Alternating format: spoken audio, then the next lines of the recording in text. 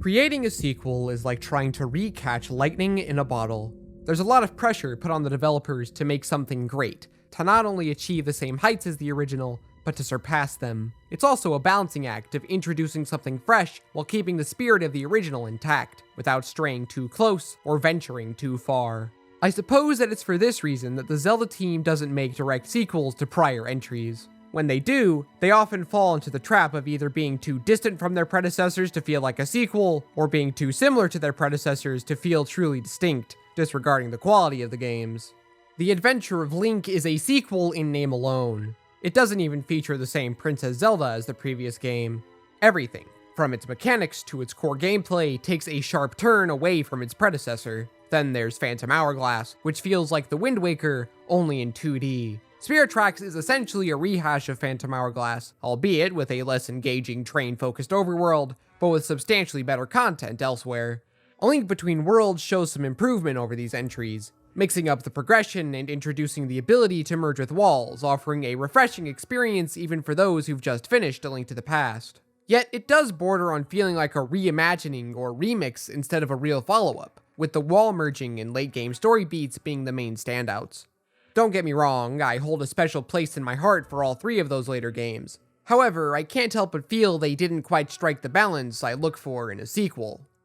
But then there's Majora's Mask. I feel like I've always seen it as more of a sequel to Ocarina of Time than most people. It's hard to not feel the similarities between the two for me. It's not without its flaws, but it manages to find a fairly solid middle ground of this sequel conundrum, presenting a fairly different experience without straying too far from the path laid down by Ocarina of Time. It introduces new elements like the transformation masks and a time limit, but much of it is directly borrowed from its predecessor. Oddly enough, this serves the game well, allowing it to feel like more than a rehash. Take, for instance, the Gerudo hideout infiltration, the same idea from the previous game. Only now the Gerudo are portrayed as pirates who've made off with Zora eggs. These little tweaks are found throughout all of the familiar scenarios taken from Ocarina, and I never find them to be lazy or done for the sake of padding. The time-saving measures from behind the game's development resulted in an experience that's both recognizable and distinct from the game that came before it. This is why Majora's Mask was undeniably the best sequel in the series. The keyword here, of course, is was.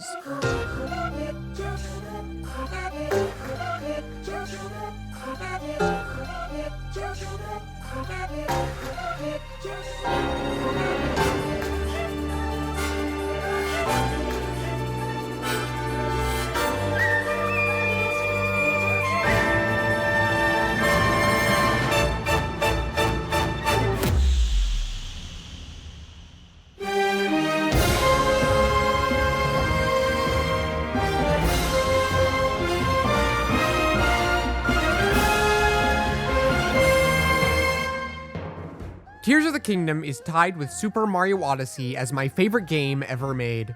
This isn't gonna be one of those videos where I say I had problems with Tears of the Kingdom, but I'm gonna call it a masterpiece just so the people who like this game don't rip into me for having a different opinion. There are a few things this game does that actively frustrate me. This is going to be 3+ hours of nothing but positivity, so if you can't handle that, or one of the people disappointed with this game, maybe this isn't the video for you. It's an expansion of Breath of the Wild in just about every way. It's Breath of the Wild 2, which is exactly what I was hoping it would be going in. To me, it's the exact thing I look for in a Zelda sequel, and I'm even more confident in feeling this now that my honeymoon phase is over. It may not be as focused as Breath of the Wild, but it makes up for that in spades with its vastly superior gameplay. So with all that said, let's begin this extensive critique of The Legend of Zelda: Tears of the Kingdom.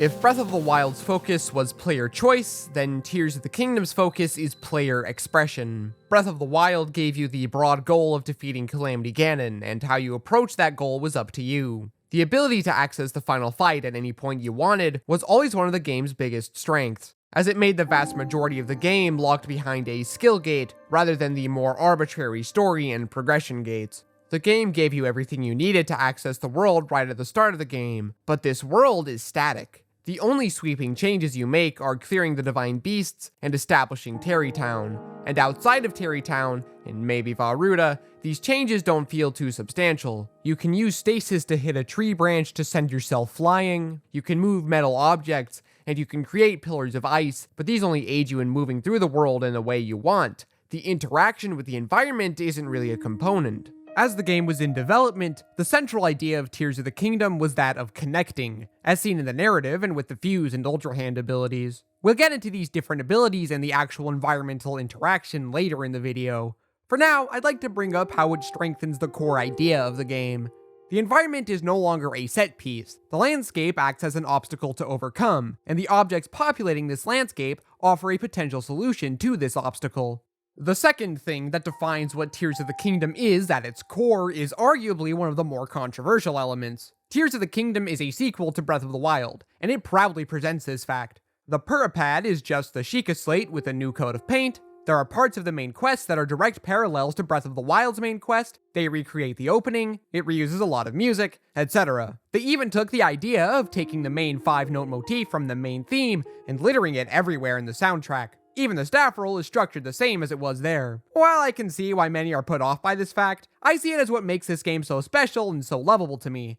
It feels like a distinct experience in the areas where it counts, thus helping it to stand out as more than just Breath of the Wild Plus. And in those other areas, I find that I don't mind. The developers called these areas that featured minimal change the Great Mundanity, and I couldn't agree with that sentiment more. I'll get into a lot of this when we talk about the surface later on in the video. The most obvious way that the Great Mundanity affects the game would be the presentation, and at a glance, the greatest of these would be the graphics, as you might have expected. The game still caps at 900p, and it even drops the resolution when moving the camera. As a seasoned, moves the camera a lot gamer, it can be a little obnoxious at times, though for the most part it isn't that big of an issue. Far more importantly, the frame rate is a lot more consistent than in Breath of the Wild. One of the most magical experiences of my first playthrough was entering Korok Forest for the first time, and registering, after a minute or two, that it was a rock-solid 30 FPS. It's not perfect though, particularly when using Ultra Hand. This beast of a mechanic can bring the Switch to its knees in some moments. Whenever you're dealing with more complex objects like that of a wagon, or using it in more densely populated areas,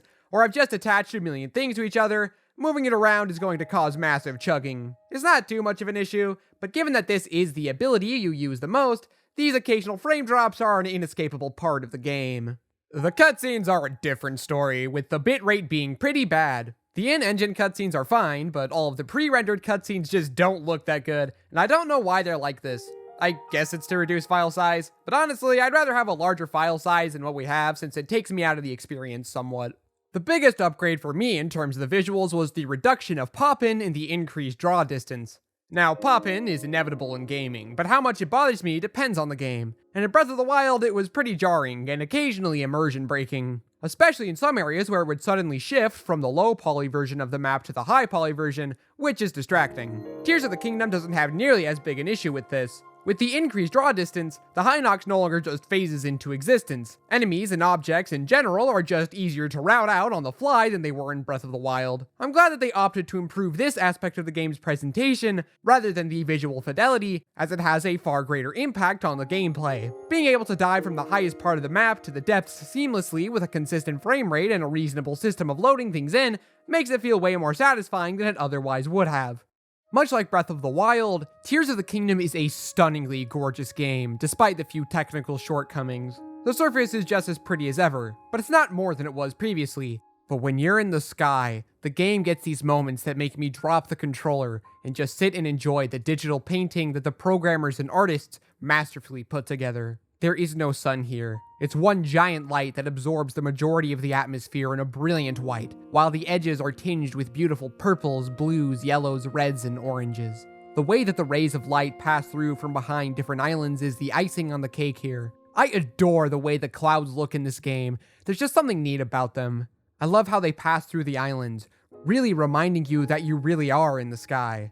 And I appreciate how these types are only seen when you are in the sky. The surface clouds are different. It does a phenomenal job of giving them an ethereal, otherworldly feeling while still grounding them in Hyrule. The designs are once again great in this game. I particularly like how the Zonai look, these adorable dragon-looking things, with a very striking appearance compared to any other race in the game. Constructs are neat and I love them and I want to give them a big hug. They consistently get a chuckle out of me, and I generally just love how almost frog-like they are in appearance. It's refreshing to have nice robots after the Guardians we had previously, except for Terrico, I guess, though he never quite gelled with the cast that well if you ask me. I like how there's one corrupted construct in the whole game, and the ones that you fight are just doing their job, just like the rest that you find. They are genuinely in my top 3 favorite NPCs in the series. The ancient technology brought into the modern fantasy world is an idea that gets further developed here, with Link having far more control of that technology. Since the creators of this technology, the Zonai, directly talk to and interact with Link compared to the Sheikah and whoever created the robots and factories in Skyward Sword, it makes for a smooth transition and evolution of the idea.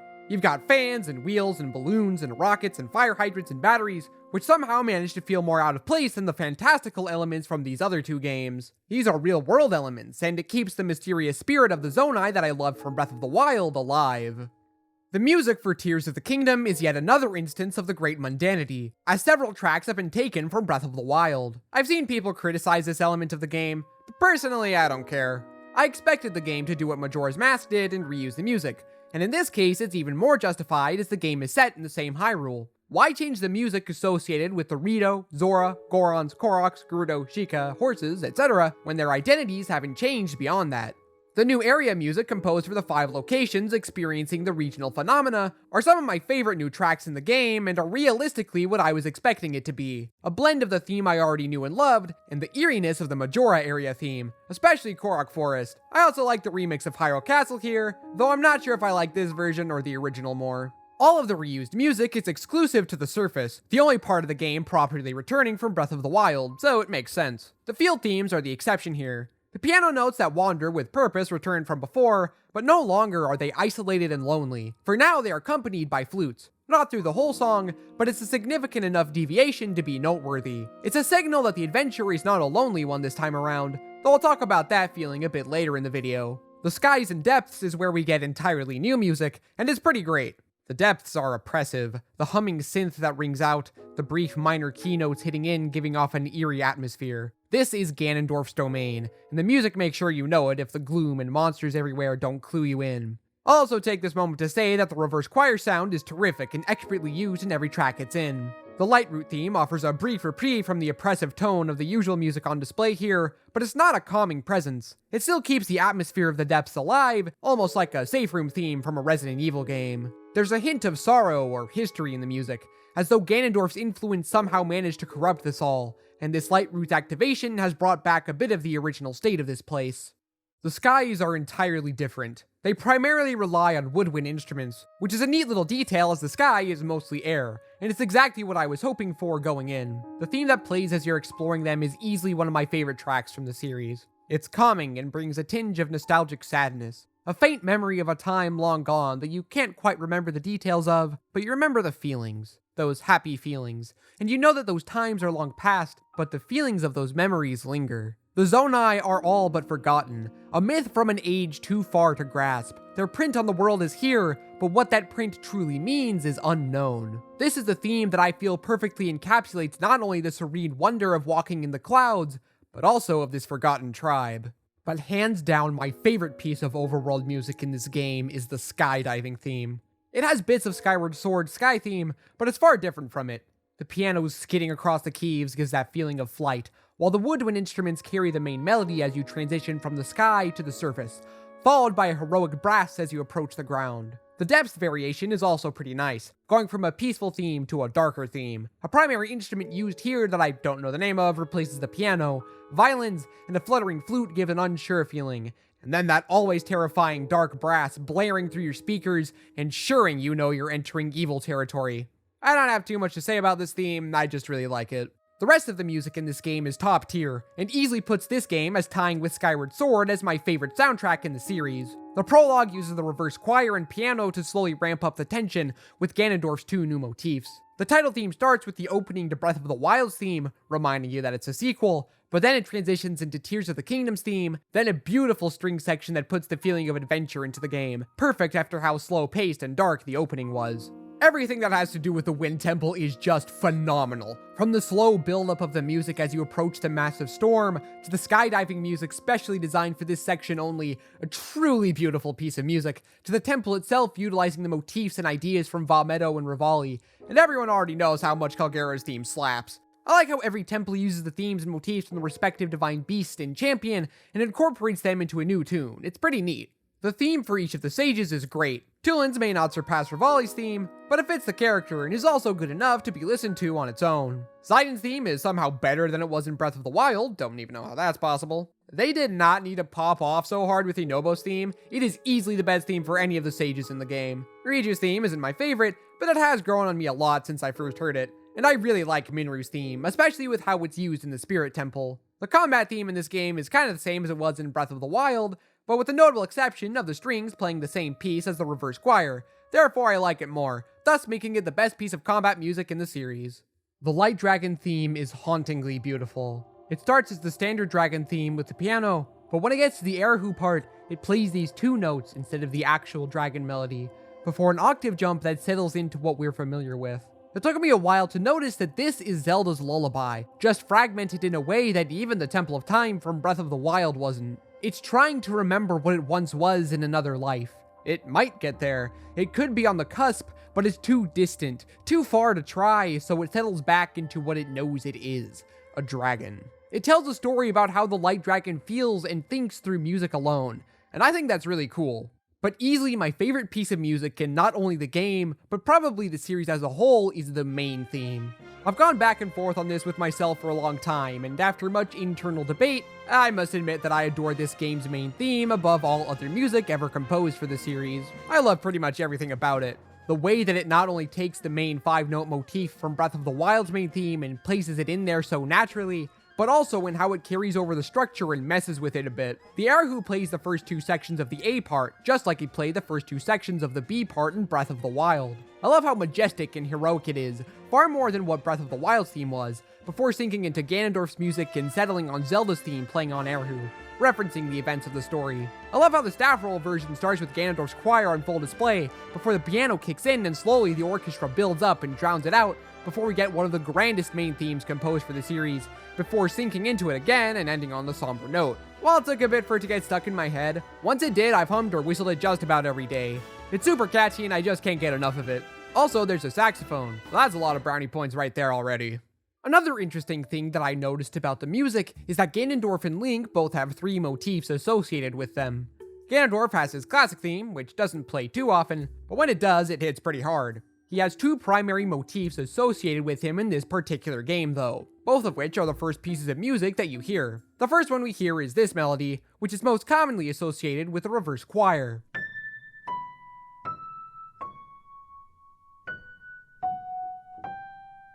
This theme is only actually played with him personally during the revival scene, played with a low brass and bass choir, as opposed to the synthesized choir it normally is. It's a piece of music more specifically about his influence as part of the battle theme, for instance. The second theme used is his main motif. It's structured similarly to his Ocarina of Time theme, just in reverse. In that piece, it starts on a note and drops a semitone before going up one full tone from there. There are obvious structural differences between the two themes. The piece from Tears of the Kingdom drops down 1 semitone, down 6, up 3 semitones, then it repeats. The idea is still the same though, with 3 primary notes that are clustered together to create a dissonant chord. I like how the game opens with a combination of these 2 themes being the first piece of music that's used, with the influence of Gloom contributing to the choir, and as you approach the final stretch that leads to Ganondorf, his motif starts playing on the piano in the background. Link's motifs mirror Ganondorf's. The series' main theme is associated with him, but it's only played at 2 points in the story. The first is when Rauru is talking about him to Ganondorf, and the second is at the end when Link is in the final stages of catching Zelda. His other 2 motifs are a bit more interesting. Much like how Ganondorf's 2 motifs are introduced in one piece of music at the start of the game, the opening cutscene introduces Link's 2 motifs.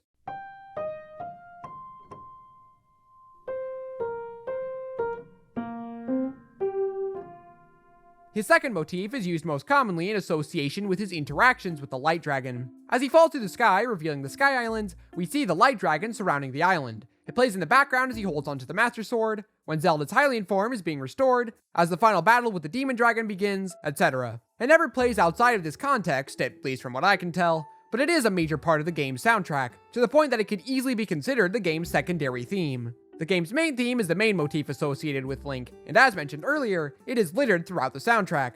I think it's a neat detail how the hero and villain of the story both have the same amount of music tied specifically to them, and it's not something I noticed until I listened to the soundtrack a couple of times over. Another tiny, insignificant thing that was probably not even intentional that I noticed is that the bass 5-note motif for Link is a constant rising melody with one fall to a lower note, while Ganondorf's 6-note motif is a constant fall with one rise to a note, which creates a great dynamic when listening to the full main theme of the game. And when Link's motif is in the key of E, at least I think, I'm not very bright when it comes to music theory, the jump lands down on the C key, while Ganondorf's theme jumps up to the C key. Again, this probably means nothing in the grand scheme of things, but it's something interesting I noticed while playing them on the piano. At least I personally think that it's interesting. To say that Tears of the Kingdom is nothing more than these great mundanities would be to ignore large chunks of the game. It differs from Breath of the Wild most prominently in how it's structured. Link wakes up in a cave, hears a mysterious voice, acquires the apparatus that is the narrative explanation of central abilities, walks out of the cave, and then the opening cutscene occurs. But before any of that is a prologue section, which is the first major distinction between the two games. Zelda and Link walk down a flight of stairs, and as soon as you gain control of Link, you get the new location jingle, and the text beneath Hyrule Castle. In Breath of the Wild, this didn't happen until you got to the Great Plateau Tower, and its placement here positions this as a continuation of the previous game. You can start it immediately after Breath of the Wild and not miss a beat. As you progress down, you see statues of the mysterious Zonai tribe, and then murals depicting the events of Hyrule's foundation and the imprisoning war that was fought. Then they approach a strange mummy who taunts them after destroying the Master Sword. Without wasting a moment, he causes the upheaval, the only result we actively see being the castle rising, allowing the other effects to be naturally discovered upon returning to the surface. He falls deep underground, with Zelda falling shortly after, paired with a close-up shot of Link's burnt hand failing to catch Zelda, which is important for setting up the finale, though we won't get there for a while. This prologue is important as it serves various functions at the same time, setting up this narrative and the core conflict while also connecting it back to Breath of the Wild. The narrative implications will be discussed at the end of this section when we get to talking about the story, but from a gameplay perspective, it's also important. The game is designed under the assumption that you played Breath of the Wild first, so it needs to give a reason for why all these new systems and other changes are in place, and by making it playable instead of an extended cutscene, it helps you transition between the two games a lot easier. From there, we get to the similar sequence of events that opened Breath of the Wild, but this opening cutscene instills far different feelings. Breath of the Wild's opening was a simple showcase of the landscape of Hyrule, focusing on the freedom that awaited you. But Tears of the Kingdom's cutscene hits way harder. After a dark opening, surrounded by claustrophobic, dingy cave walls with unsettling music, you are now here in the sky, the camera circling around Link as he's in a free fall towards the island below. The music begins as a continuation of Breath of the Wild's theme before transition to Tears of the Kingdom's main theme,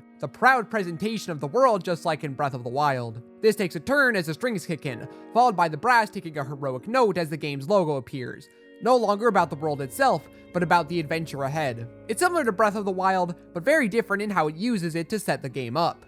You get a main quest that isn't finished until the end of the game, but it's to find Princess Zelda, which is fundamentally different from Destroy Ganon from the previous entry, because these two games have very different goals. The Great Sky Island is set up in a very similar manner to the Great Plateau, down to the naming schemes. The spirit of the last king of Hyrule guides you, while here the spirit of the first king of Hyrule guides you. There are key differences even here though, because King Rhoam doesn't have much of a role in the narrative, while Rauru is central to Tears of the Kingdom story. Plus, Rauru reveals himself as a spirit as soon as you meet him, as opposed to Rhoam.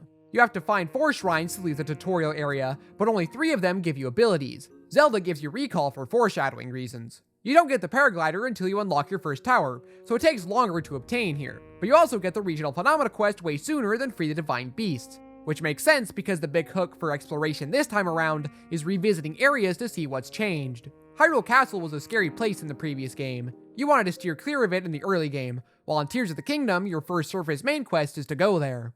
After you beat the 4 temples in each region, Zelda beckons you to Hyrule Castle for the midpoint of the game. After this, you're granted access to the quest to discover the 5th stage, and then afterward you need to find where Ganondorf is hiding, which takes you on a goose chase following Master Koga until he reveals it to you, where you then get the last main quest in the game, Destroy Ganondorf. It offers more structure compared to the free-flowing nature of Breath of the Wild. There's a clear progression of how you go through the game. You're still free to tackle the objectives in these segments however you would like, but it's still not as open as previously.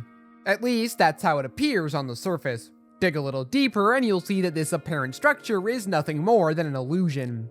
On my latest playthrough, I went straight to Minoru, completing a ton of shrines to meet the heart requirement to open the door. The way the quest is generally paced leads you to having at least 9 hearts by the time you get to this door, but you can straight up ignore the other temples in Hyrule Castle and book it straight there. You have to make your way through the barely visible Thunderhead Isles, which was an absolute nightmare, but I managed to get a lucky glide down to Dragonhead Island where I was then able to start the quest. I wouldn't recommend playing the game this way because you'll skip a really fun set of islands, and spending the whole playthrough grinding through shrines instead of advancing the story in other ways was really draining, but you can still do it that way if you want, which is important. Even though you get destroy Ganondorf last, you can still go straight to him at any point you like. It's way harder than Calamity Ganon ever was, but you still have the option to do so. The only moments of intentionally structured content are the prologue, the Midway Hyrule Castle visit, and the ending. This superficial change lends itself far better to telling a more complex narrative than Breath of the Wild, but it also ensures that you get to play it how you want to. I think that every future open-air Zelda game should function like this, since it made going through the game's story a lot more engaging than Breath of the Wild ever was. Tears of the Kingdom also differentiates itself from Breath of the Wild in the tone of the game. Breath of the Wild was a lonely adventure, the ruins of the past dotting the landscape and the corrupted Shikatek everywhere, reminding you of the fallen kingdom of Hyrule. Though there were occasional travelers and settlements, you're more often than not completely isolated. Tears of the Kingdom immediately takes this loneliness away. You start the game with Zelda, and after she's taken away, you have Rauru giving guidance and a bit of backstory as you go through the Great Sky Island. But unlike the Great Plateau, which housed no living soul other than Link, it houses the constructs, NPCs you can interact with.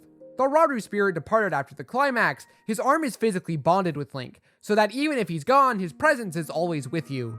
The sage's avatars physically follow you around compared to the spirits of the champions, who would briefly flash around you when you use their power, but were otherwise never seen. Lookout Landing is a central hub of operations. Stables are more lively, and there are newer, smaller settlements around previously populated areas, indicating that the world is gradually healing now that Calamity Ganon is gone. Playing these two games feel different from this alone. Its other major differences I'll get into when we talk about the new overworld additions and the interactions. Now we come to a particular pain point from Breath of the Wild, the difficulty progression. Tears of the Kingdom is already on an uphill battle by virtue of having the same combat mechanics featured in Breath of the Wild. However, the game comes up with a few clever tricks that, while not entirely removing the issue, do alleviate it quite a bit. In order to talk about this, I'll have to bring up Fuse, as it's a mechanic specifically tied to combat. The other 3 abilities will be brought up later on in the video. Fuse is a simple idea. Attach something to your weapon, shield, or arrow, with the fused object augmenting it in some way. Though it may be a simple idea, the thought of developing it does not make me envious of the developers. Every fused item has unique artwork attached to it, and the weapon/shield/bow has to dynamically change the model sizes and fit them together.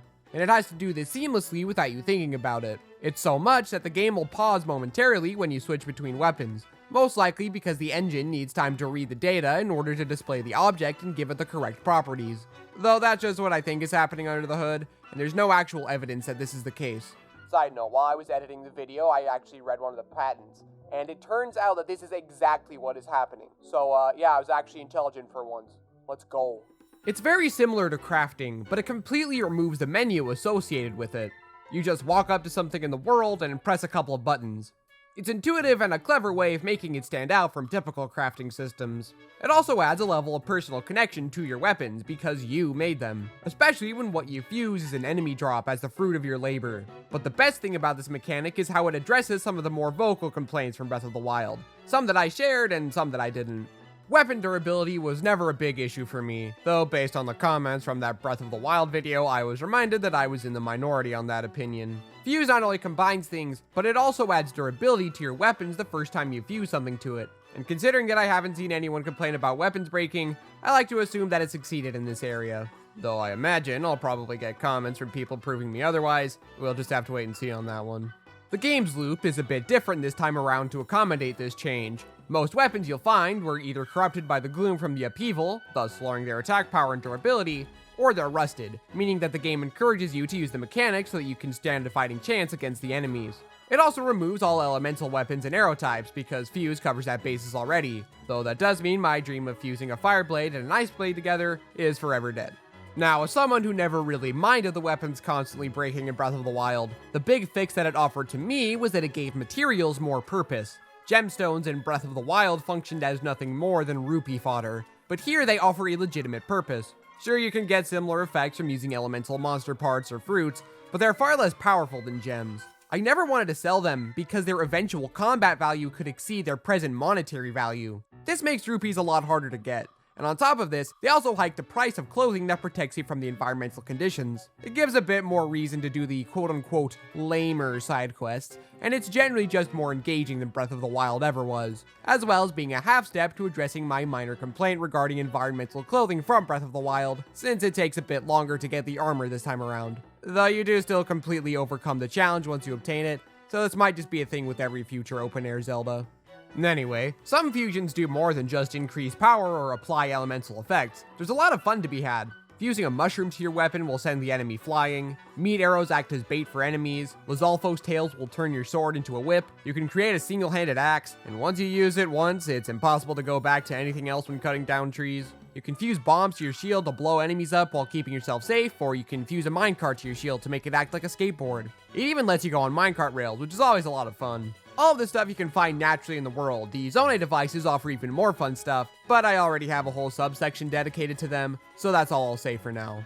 There is one gripe I have with Fuse, that being the amount of menuing that it adds. I mean, just look at this. It takes a while to get a material that you want to use, and the sorting options don't help too much. There's Zonai devices, which I rarely, if ever, actually use in this way. There's by type, so if you want a specific material, you've got a lot of scrolling to do. There's by fuse attack power, which is helpful for the most part, though it can still take a bit to find some of the materials with a larger quantity. Then there's by most use, which is only helpful for the first 5 or so. The biggest problem with this specific issue is that there isn't a clean way of solving it. You could add different subsections, but that would either add way too much visual clutter, or would have the opposite effect where some players might not even know about it. Then there would have to be a menu tutorial. I have no idea how I would fix it, but it doesn't mean I still don't consider it an issue. While Fuse makes combat more engaging, it doesn't do a whole lot to actually fix the problem with difficulty progression from Breath of the Wild. The root of Breath of the Wild's ease stems from the cooking system. While neat, it undermined a lot of the challenge because you could very easily make overpowered meals that instantly healed you, increasing your attack power, defense, etc. While it isn't perfect, Tears of the Kingdom balances this issue a bit more. Hardy durians have been completely removed, so the days of plus 20 recovery hearts are forever gone, hallelujah. Hardy foods in general are a lot more sparse, and while they introduce tomatoes that give you a lot of healing, they still aren't nearly as OP as guaranteed instant heals. You can still get a lot of attack up and defense up meals, which are still the same, but I have less of an issue with them here because they're the only real OP foods here. But the biggest thing the game does to fix cooking is the addition of gloom damage. Gloom is the replacement for Malice, a distinction between the anger that birthed Calamity Ganon and what Ganondorf brings to the world with his presence. Malice merely damages you, while Gloom blocks your hearts until you enter light, which restores your health. But it isn't just Gloom that's slathered on the floor and the walls that does this, because there are Gloom variations of enemies. No matter how much health you have, it can be diminished in a few attacks. It forces you to be more careful in these encounters, and they're generally my favorite fights in the game. The way that it affects cooking is interesting because you either need to be underneath a light root or in the light of the surface to unlock your hearts, but there are also meals that you can cook to restore them as well. Initially, it seems like these meals are overpowered, as some of them can unlock up to 14 hearts. It gets around this issue by only unlocking the hearts. You get little to no healing of those hearts, so you have to eat other meals in order to do so. It's about finding a balance of how much of these different types of food you should carry. Is it better to eat them now, or just wait until you get to a light root or the surface to save them for a more challenging encounter later on? The game feels far more balanced and interesting because of this change. Another step up from Breath of the Wild is the enemy variety. I've never been too upset by the relatively limited pool of enemies in that game, though the variety this time around is pretty nice. The returning enemies feature slight design tweaks to more naturally fit in with Fuse, with their horns and other such external drops more accurately reflecting what a weapon will look like once it's fused. It's a little silly, but that's fine. In the depths, you can find these cute little frog guys, there are boss bokoblins who will lead a troop of regular bokoblins around the field. Funnily enough, they're more similar to the design of pre-Breath of the Wild moblins than the actual moblins found in the game. I like them quite a bit, they offer a fun fight. Horriblins are exclusively found in caves, hanging from the ceiling, attacking you from a distance with their spears. Trees are technically just Yiga clan members in disguise, but since I didn't find the notebook where they said that until my second playthrough, I just assumed they were new enemies regardless.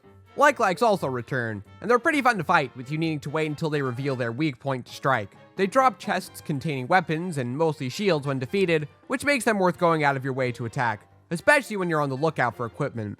Gibdo are these grotesque, creepy abominations. The way they crawl around and lunge in for an attack, their sideways mouths and mostly exposed skeleton are all paired for easily the scariest non-boss enemy in the entire series. They're weak to elemental attacks, opening them up for you to damage them. I love these guys, they're amazing. Arcudas fly through the air, sometimes carrying enemies or objects. They're pretty cool, I guess.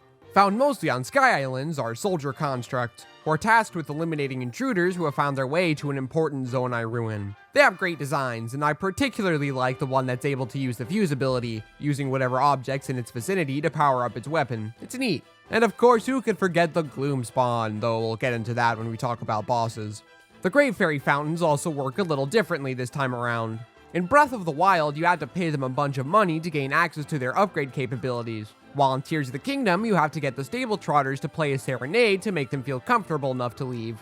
Upgrading gear now costs rupees in addition to the monster parts, which is a small change, though it's now a lot less expensive to get better stuff, especially if you're only going to upgrade a few pieces of gear and not every single set in the game. I like it about as much here as I did there, though since Fuse gives even more utilization to monster parts, it does add a new layer of decision making where you have to decide if you want to use a part to enhance your armor, or if you want to save it to get a more powerful weapon. The last thing to bring up in this first section of the video is the story. And in order to get into that, I first need to bring up Aonuma's goal with Zelda stories, and my opinion on Zelda stories of the past, just to give a clearer picture of how I'm approaching the discussion of this game's story. Aonuma said in an interview that his goal is to create a game without a story. Not that it isn't important, but that he would rather the players create their own story, rather than follow one that's predetermined. When you think about it, this is just the natural evolution of what Zelda stories have always been.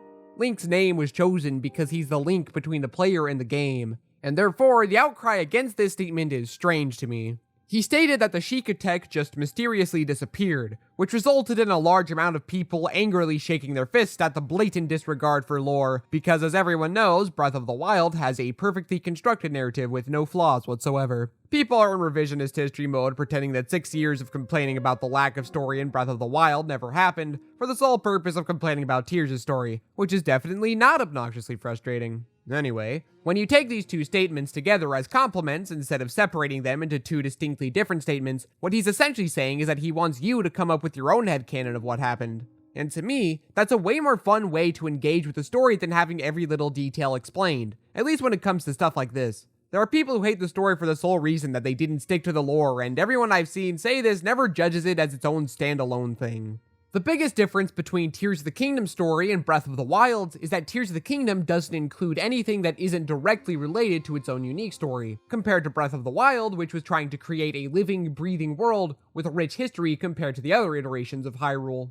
I'm not saying this is a good thing or a bad thing, though most people have definitely viewed it as a negative thing, and while it doesn't personally bother me, I can't understand why it left so many people dissatisfied. Then again, Zelda fans have been gaslighting themselves for years, convincing themselves that the developers care about the overall lore and continuity as much as the fans do. To bring up what Scott Cawthon said about the FNAF series after the 4th game released, sometimes focusing on the lore can crowd what story you're trying to tell. And while FNAF isn't a great example of storytelling, I think that the same sentiment can be applied to the Zelda series. How can they possibly tell new stories if they have to be bound by decades of lore that was already loosely followed to begin with? One of the reasons I'm fine with Tears of the Kingdom's lack of expanded lore is because to me, the stories have never been the highlight of the games. I will never understand how people fell in love with the series for the story. It's an element that I appreciate, and I like the lore as much as the next guy, but if they want to follow their own path and do their own thing, even if it means abandoning the precious narrative ideas they came up with before, then I appreciate that just as much. It keeps the games fresh and fun to follow. Ocarina of Time has a very basic story that boils down to collecting trinkets as a child. Ganondorf takes over Hyrule and plunges it into ruins, then Link collects trinkets as an adult, then there's the final clash at Ganondorf's castle. What makes the story in games so great though is what makes every 3D Zelda story so good: the thematic depth and emotional resonance. While there are other series that handle these things better, Zelda has always done a great job with it regardless. Ocarina of Time is about growing up, and every facet of the game reflects this. Majora's Mask is about trauma, and there's this great video that I'll link in the pinned comment that covers this. You should give it a watch when you get the chance. The Wind Waker is about tradition, and the next 3 3D games focus more on the emotional core of the story. Twilight Princess is about Minda's quest to regain her kingdom and the bond she built with Link, leading to one of the best endings in the series with her destroying the Mirror of Twilight. Skyward Sword has a horrifically basic story that is saved with a cool origin story that it tells, along with the great characters. And at the center of it all is the relationship between Link and Zelda. Breath of the Wild is about the failure of our heroes, barely being able to contain Calamity Ganon after he mercilessly killed most of the denizens of Hyrule. The emotional core of the story being Zelda's journey of overcoming her anxiety and gaining a sense of self-worth.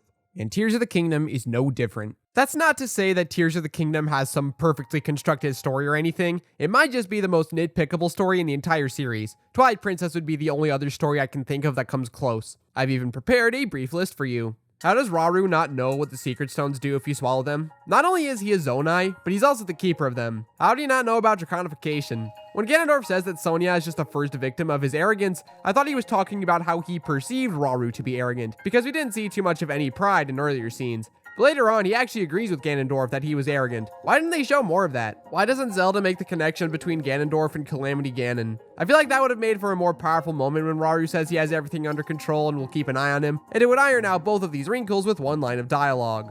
How does Zelda give Link recall? Rauru says that it's her sheer will, but it still doesn't make a whole lot of sense and you never really think about this moment ever again. How does this time warp thing get created to send the Master Sword back in time? Why don't they bother to explain the existence of the Sky Islands outside of a couple of side quests? And even then, we only learned that Minoru and Zelda lifted the Temple of Time and other islands into the air to wait for Link. This doesn't explain why they weren't visible in Breath of the Wild or anything like that, so it's very strange and kind of annoying. Why doesn't Link tell anyone what happened to Zelda after he learns what happened? Assuming you do the Dragon's Tears before completing the other quest. He kept screaming at the screen, "Why don't you just tell everyone? What's stopping you?" Why does nobody in Ateno Village recognize Link? Zelda lives there and Link is always by her side. How has nobody here ever seen him? Why do they play the same cutscene of the imprisoning war 4 frickin' times? Granted, I don't have as big a problem with this as a lot of other people, but it's still kind of annoying. I wish they offered a bit more unique information, because the 4th time you hear that even the strongest blows weren't enough to make a dent in the Demon King's defenses, as a shot of him in victory and the shot of the stage covered in dirt and smudges, it loses its impact. Also, briefly bringing up the old sages, I don't get the problem with them. I've seen so many people say that it's a massive missed opportunity that they didn't do anything with them, which feels like a double standard to me.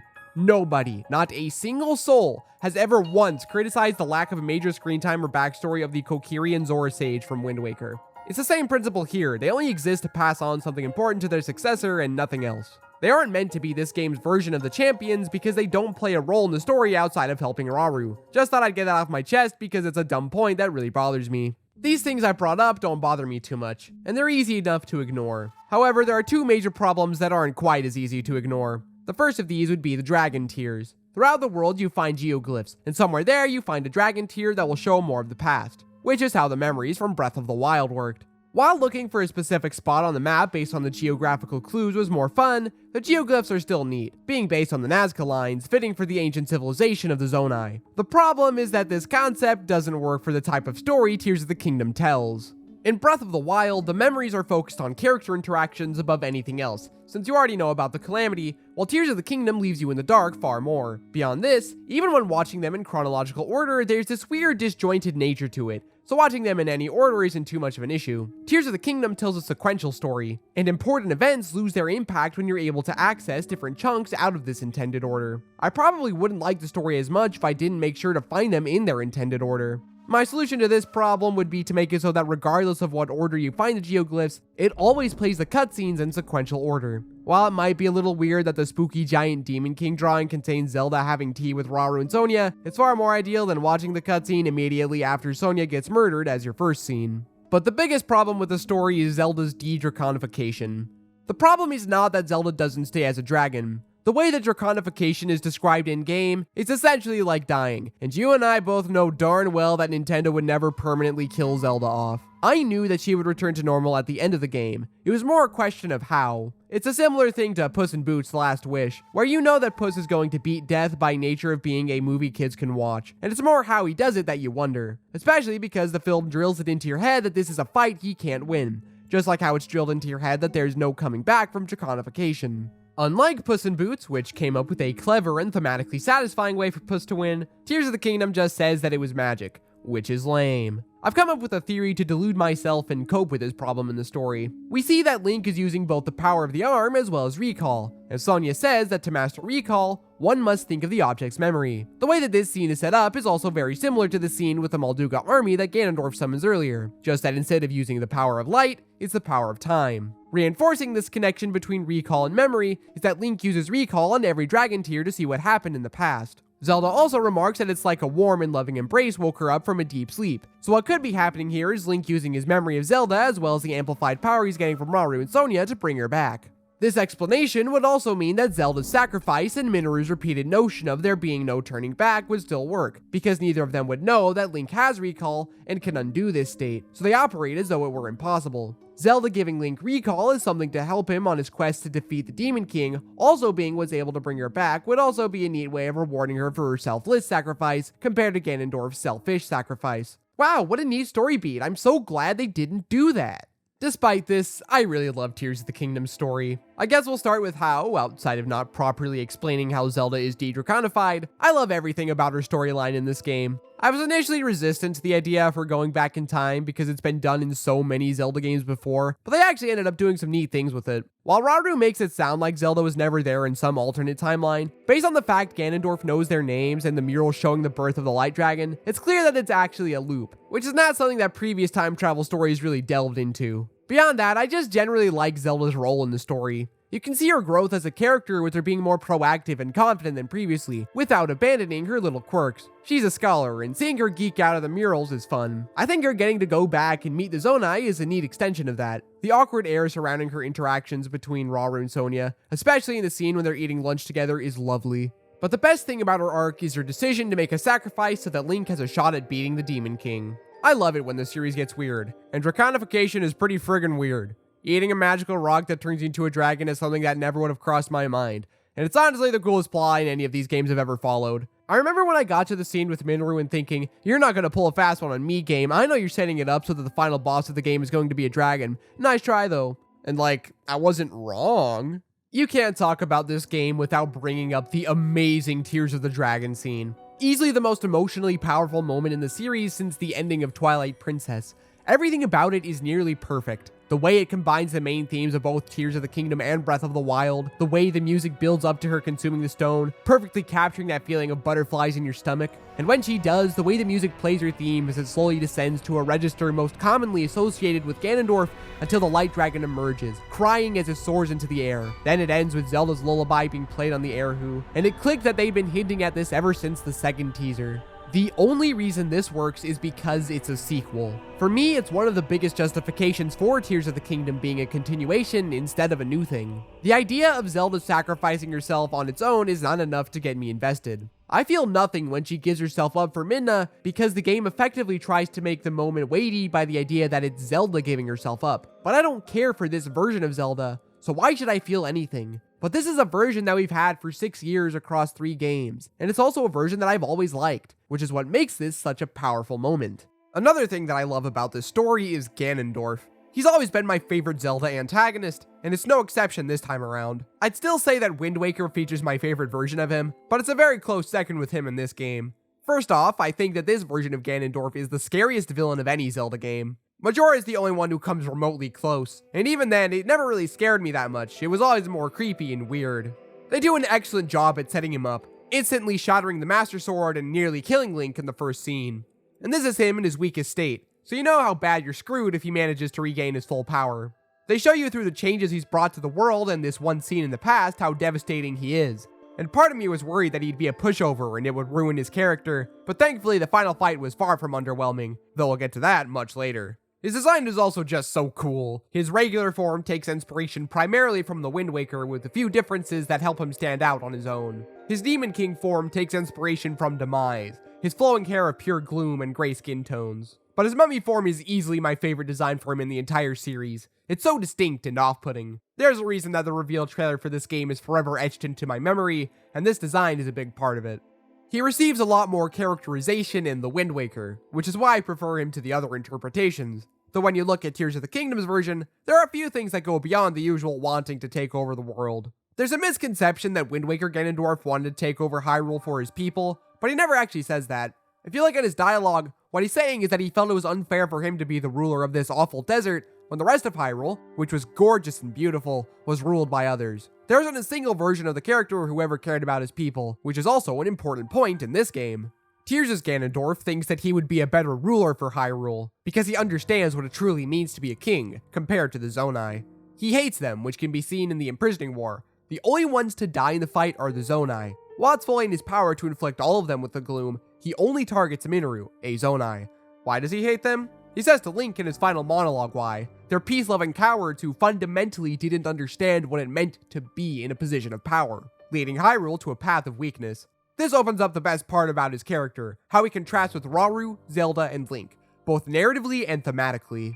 What I craved the most from a new Zelda story was a thematic through line similar to the first three 3D Zeldas, and Tears of the Kingdom delivered. But it isn't as obvious as those three, and it only comes out after really analyzing it. The story's main thematic through line boils down to sacrifice and connections, and those themes become clear when you look at Ganondorf.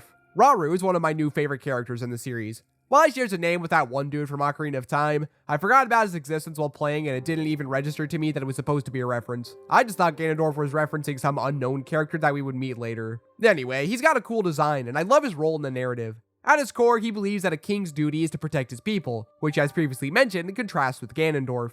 While they may not show it as much as I'd like, he is said to be a bit arrogant but well-meaning, and we see how the pride of both of these men ultimately leads to their downfall. But while Rauru accepts his failures and atones for them, Ganondorf refuses to back down and even gives up his entire being because he refuses to accept that his arrogance was what caused this turn of events. It contrasts the selfless sacrifice of Zelda and Rauru to give Link a chance at beating him with Ganondorf's selfish sacrifice to win. But I think it's with Link that he gets really interesting. Rauru, despite having never even seen Link himself, puts his full trust in his ability to vanquish the Demon King, while Ganondorf, even after seeing him walk away from his deadly attack, even after seeing him overcome his minions at Hyrule Castle, even after seeing him stand up quite well to his initial attacks in the final battle, refuses to see him as a worthy adversary until the final one-on-one duel. Link also exemplifies the game's central theme, that being, as stated previously, connections. In gameplay, it's about connecting things together, creating things to move through the world and overcoming obstacles, and in the narrative, it's about creating relationships that aid him in his quest. It's his relationship with Zelda that inspires hope in Rauru, and it's his relationship with each of the sages that ultimately gives him the advantage over Ganondorf. He built these connections, while Ganondorf destroyed all of his. He forsook his own people, replacing them with mindless monsters, because power was more important. I think it's noteworthy that while Link has 5 other people he can rely on in both Hyrule Castle and in the final encounter, Ganondorf only has clones of himself, because he ultimately stands alone in his path to destroy. While the most interesting stuff happens in the past, there are a lot more interesting things happening in the present, primarily involving the sages. Riju doesn't get a whole lot of stuff to do and is the least active of the group, but she's still neat. Yunobo becomes a greedy capitalist, which is honestly hilarious. The other 3 are far better than these 2. Tulin is a cute little bird and I love him. If Medley wasn't a part of the ugly Rito design, I'd say that these 2 are tied. He's starting down the same path as Revali, being far more skilled than any other Rito, which is naturally causing his ego to grow. He's still well-meaning and wants to help, which curbs any potential annoyances that could arise from this. He learns about the value of teamwork after his bow is stolen and you help him get it back. With Zora's domain being threatened once more, Sidon is terrified of leaving his home and letting someone he loves die again with him being powerless to stop it. It was a surprisingly touching moment, and it just solidified him as one of the best Zelda characters. Now, would I have liked if these arcs were more fleshed out and larger parts of their storylines? Yes, absolutely. But given how much screen time they get, I think how much is currently there is acceptable. The best sage is obviously Minoru, just by virtue of her being a Zonai. Her role in the story is more defined and fleshed out than the other characters. She gets more screen time, and she's a cool robot mech that you can pilot during gameplay, so she clearly deserves the crown. There's one thing that I'm struggling to fit into this video that I just can't cleanly slot in anywhere, so I'm placing it here. Tears of the Kingdom features easily the best Master Sword pull in the entire series. It's not even close. First off, the idea of the Master Sword being in a dragon's head is so cool. I wonder if the idea to make Zelda a dragon or putting the Master Sword on top of a dragon came first, because either way I love it. Every story decision taken is for this one awesome gameplay moment. It starts with Ganondorf shattering the Master Sword, and this decayed Master Sword is a prominent part of the game, even being used in the logo. But you only actually have it with you on the Great Sky Island. After that, it's sent to the past where Zelda becomes a dragon to restore it. From the last moment on the Great Sky Island, whenever you see the Light Dragon, there's an alluring glow at the top of its head.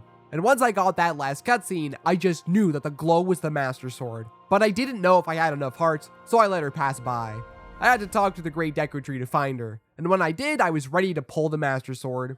The Light Dragon frantically flailing around trying to shake you off as you desperately hold onto the sword with one hand. The stamina slowly draining as Link gets into position to pull it is such a cool scene. Link has already proven to the sword that he's worthy. Now it's about proving to the dragon that he's worthy.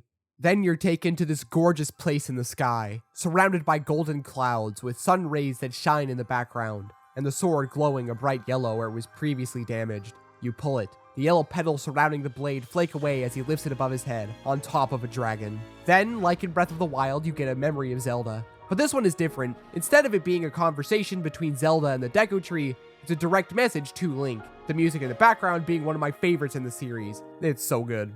There isn't a single other instance in the entire series where obtaining the sword is this cool, this poignant, or this magical. A Link to the Past is the closest, by proxy of being the game to introduce the sword, but even then it doesn't hold a candle to this. The last thing I'd like to briefly touch on is the voice acting, because man is it an improvement. I pinned the mediocre English voice acting in Breath of the Wild on poor direction, which I'm even more confident about because when going through this game I didn't cringe once. When they revealed Ganondorf's voice in the second proper trailer, I thought it was very cringe, but as you would probably expect, the actual in-game performance of Matt Mercer is phenomenal.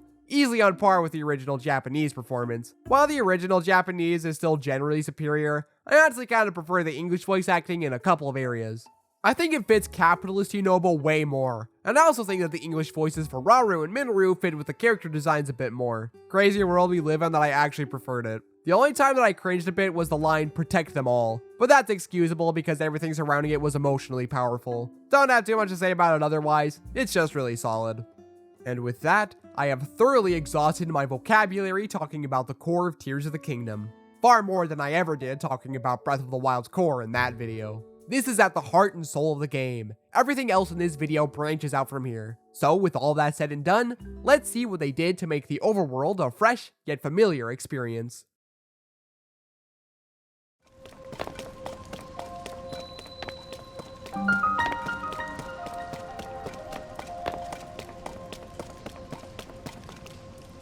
When it comes to the overworld, Tears of the Kingdom's biggest improvement over Breath of the Wild is the sheer density of content. You can't go more than 5 steps without uncovering something interesting to engage with, while Breath of the Wild's world was far emptier by comparison. I've never considered it a problem with that game, though Tears of the Kingdom thoroughly demonstrates a lot of the issues. There are 2 new regions added to the vertical axis, the surface acting as a bridge between them. This mainland is still the region you'll be in the most. The biggest way that they justify returning here is with your new abilities, though that's not what this section is about. The second way they justify it is with how many differences there are between the 2 games' overworlds. The geography remains the same, but since the developers know that a lot of players know Breath of the Wild inside and out, they use that to remix the world in a way that feels like a fan mod. The most obvious changes come in the form of the regional phenomena, a strange disruptive change to the environment that poses more of a threat to the race's lives there than the Divine Beasts ever did. The Divine Beasts pose more of a nuisance than anything, forcing the Rito to fly close to the ground, causing a never-ending rain in Zora's domain, causing volcanic eruptions for the Goron, and a small sandstorm for the Gerudo, while here, it's a targeted attack against them. A giant blizzard swirling above the mountains has caused Rito Village to freeze over. The adults are out scavenging for food, while the children are left to run the shops and services for their parents.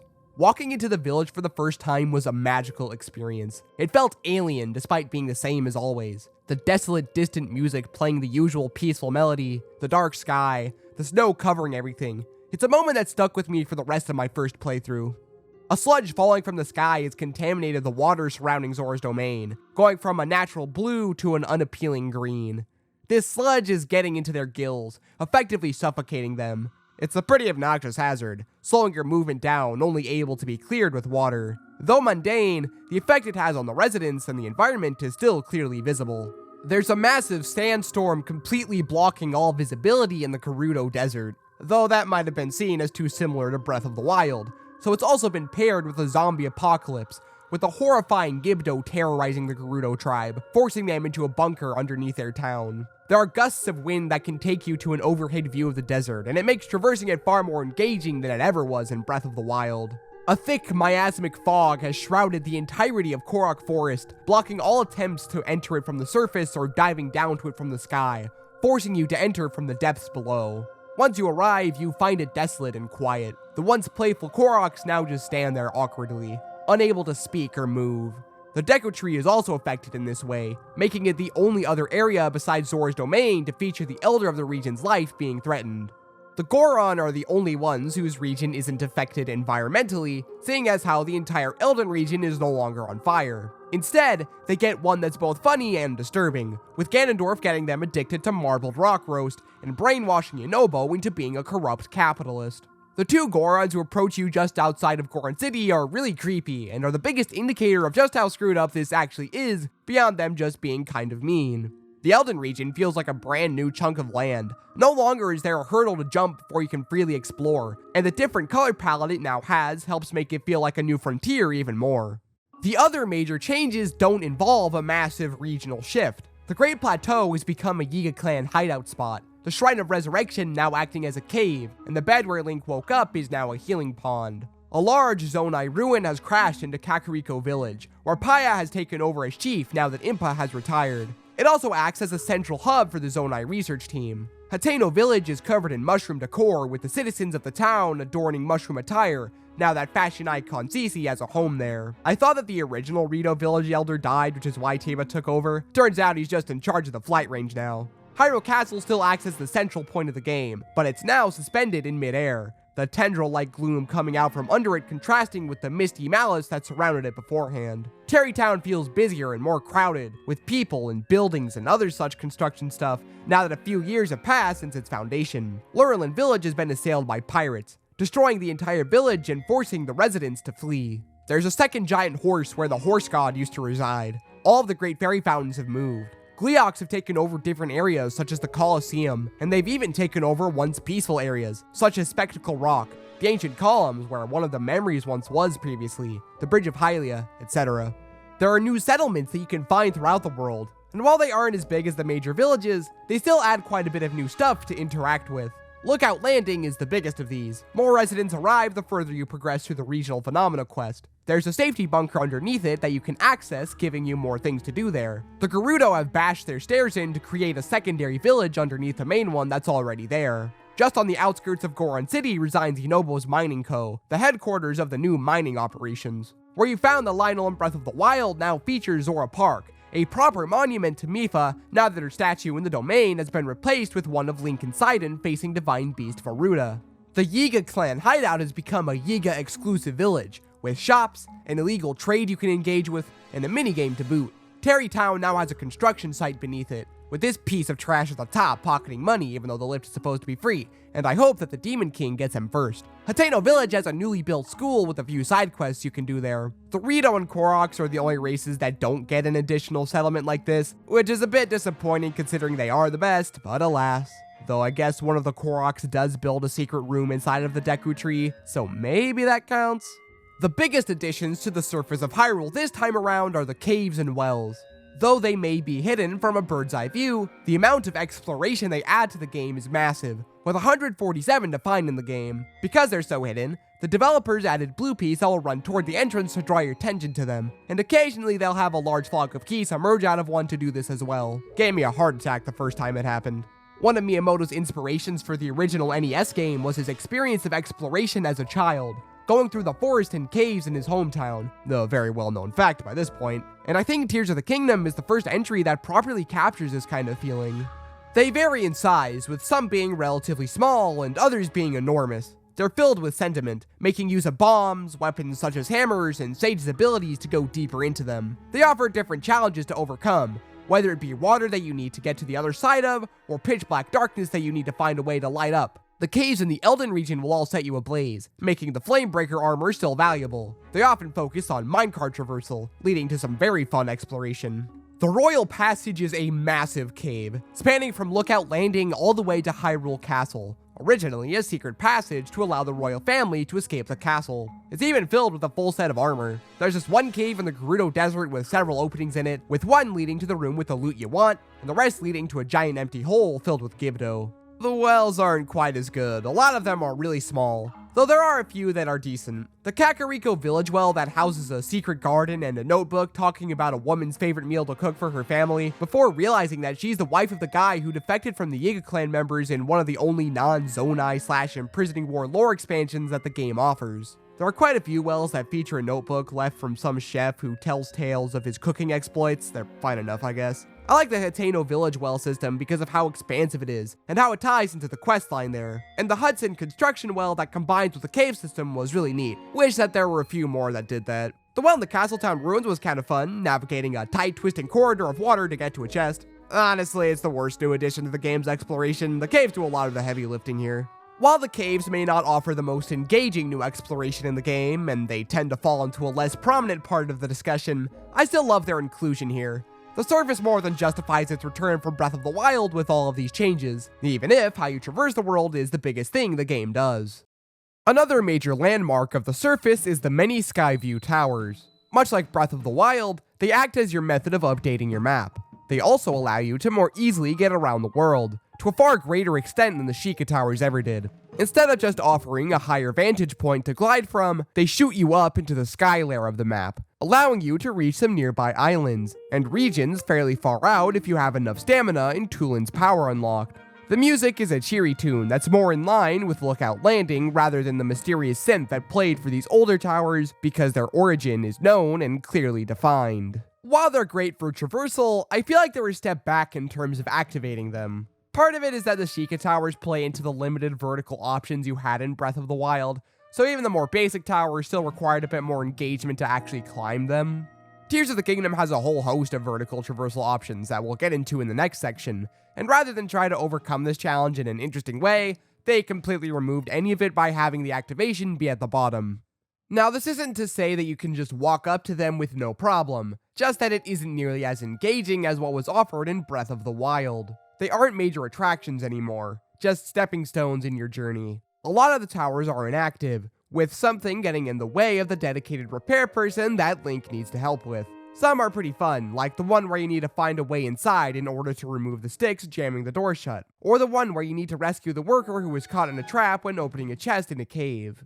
There's one where you have to get an elevator to lift up, a couple where you need to get to the top of the tower to clear the way so that it can open up, but outside of these ones, they aren't too interesting. An entire terminal is stolen, but it's just being carried by an Aracuda and is pretty easy to get back. And there are a few too many that allow you to just walk up to the tower and activate it, which wouldn't be too bad if it was a bit harder to get to them, but for the most part, it's really not. There are 3 exceptional towers in this game though, and are all a blast to get through. Hyrule Field Skyview Tower is surrounded by an enemy camp. You can use your Ultra Hand/Recall abilities to sneak your way in, or you can face them head on, and either way, it's a fun challenge to approach. The Rubella Wetland Skyview Tower is in an eternal rainstorm, with the entrance covered in thorns. It's not the most exciting thing in the world, but it is still a nice little challenge that separates itself from the rest of the towers in the game.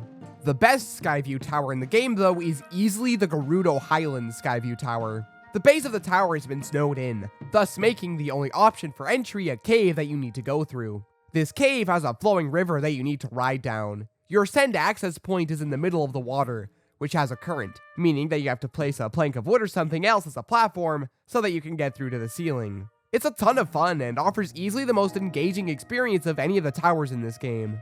However, it doesn't even come close to the Akala Tower from Breath of the Wild, which was a massively rewarding navigational puzzle in and of itself as you made your way through it. While this is still a navigational puzzle, it isn't as fun to figure out as this one was, and it isn't even the best of these kinds of navigational puzzles involving ascent that the game offers.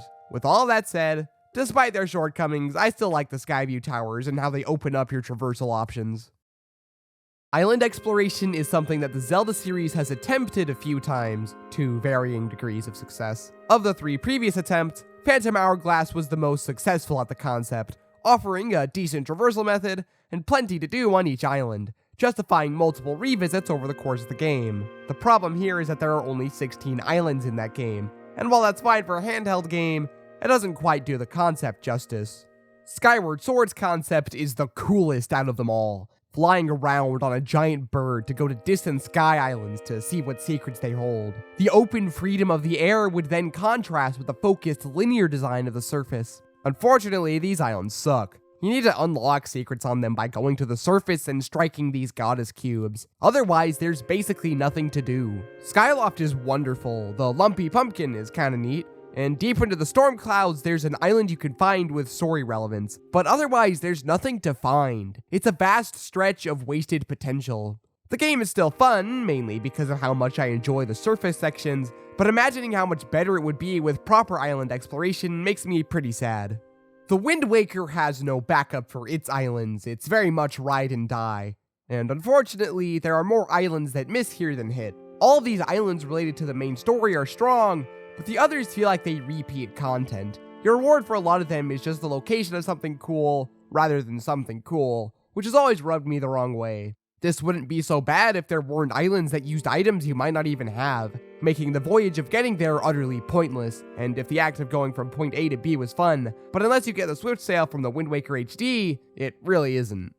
This is the part where I wish I could say that Tears of the Kingdom completely solves all these problems, and offers the best island exploration the series has ever seen and all that, but unfortunately, I can't. Ever since the shot of Link diving down towards a massive island at E3 2021, the most exciting thing about this game to me was the sky.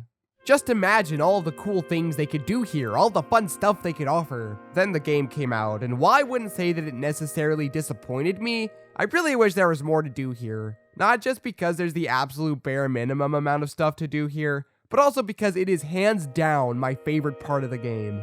I've always been an intrinsic player, one of the very few who makes these kinds of videos it feels like. While others look to the actual in-game rewards to justify their activities, I've always been more entranced by the activity with the reward being a nice bonus. I'm not saying that people whose brains are set up this way are wrong because that's stupid. I'm just saying that if something is fun to do in a game, then I'm going to do it regardless of the point. This is why I can say I like the sky in Tears of the Kingdom when others don't, because the act of traversing it is a ton of fun. There's something magical about gliding through the clouds as soft woodwinds play in the background. It's serene without a hint of anything malicious. The sky is at its most gorgeous up here, the sun consistently soaking up half of the scenery, the yellow trees and grass everywhere, marking it as the Golden Land. This is the core appeal of the skies, and it's what prevents me from calling them a disappointment. Having to find a way to each island is really satisfying, particularly with the highest island that resides above Lookout Landing. There's no point to it other than to explain where the stone slab that crashed down to the surface came from, but the act of trying to reach it is a ton of fun. You have to build a contraption that overcomes the distance limitation of most Zonai devices, along with the battery limitation. Probably the greatest overworld puzzle I've ever experienced in these games, and it's absolutely just a me thing. I highly doubt anyone else would get nearly as much out of this one tiny star up in the sky as I do, but it's still something I greatly appreciate. As for the islands themselves, they're sort of a combination of the islands from Skyward Sword and the Wind Waker. Like Skyward Sword, they're only a supplemental part of the exploration, so they don't carry the burden of being the primary focus of the game. The design of them is a lot closer to that of the Wind Waker though. Some islands are centered around a puzzle, like Starview Island and Lightcast Island, where you have to position mirrors around the island to reflect light where it needs to go, with the former making you rotate a platform, and the other has you needing to set up the mirrors yourself. There are a few islands where you use Ultra Hand to move parts around, which they could have used to spice up navigation through them a bit more, but oh well. A lot of the others are these small clusters, and they're fine enough. There will usually be a minecart section connecting most of them. There are a few Sundelines and apples that you can find on the outer clusters, maybe a Korok as well. The most fun challenge housed on most islands is getting the treasure chests, which either house an old map or a Sage's Will, which I'll talk about in the next section. While they don't take too much time to get, they're still a good enough thing to give a bit more value to the islands. There are a few islands that are T-shaped with a launcher in the middle, which are all reminiscent of the few somewhat copy and paste islands from Wind Waker, and they act as decent Zonai device refill stations if nothing else. There are smaller sphere islands that house a puzzle inside, similar to Starview Island, which is a large sphere, and they're neat for their interesting shape. There's this one big tower-looking one that acts as a sky mine, with lasers you need to avoid to get entry. Other islands feature similar, smaller, yet fun little puzzles. Practically all of them are one and done, similar to the Wind Waker's islands. However, I'm not nearly as critical here for two main reasons. Firstly, you can access all of the contents of any given island the second you get there because you're given all the tools that you need. Wind Waker's islands are all limited in enjoyment because there's always the chance you can't access any of the interesting stuff due to your lack of equipment. Secondly, getting to these islands is a major part of the exploration, not just the content found on them. While in the Wind Waker, getting to the islands is not that fun or interesting. I think a lot of my problems with Wind Waker would be fixed if the act of traveling to the islands were more varied or interesting. And Tears of the Kingdom proves this. Building different planes and other flying machines is by far the most mechanically interesting method of traversal compared to flying a bird or riding a boat. And for me, it makes the Sky Islands feel more substantial than they otherwise would be. There are 4 exceptions to this Wind Waker comparison, though 3 of them are tied to the build-up to the temples, so I'll talk about them there. For now, I'll just say that they're the best islands in the game and are a ton of fun to go through. The 4th exception is the starting area of the game, the Great Sky Island. It isn't quite as good of a tutorial as the Great Plateau, though it is far more fun. It's hard to say for certain because I've been playing Breath of the Wild for years, so I was already accustomed to general ideas and stuff, though the geography is a lot more complex, which makes traversal a bit trickier. The Great Plateau was relatively flat, and it offered simpler challenges to overcome. The Snow Shrine only had you needing to overcome the cold. The Stasis Shrine only needed you to climb.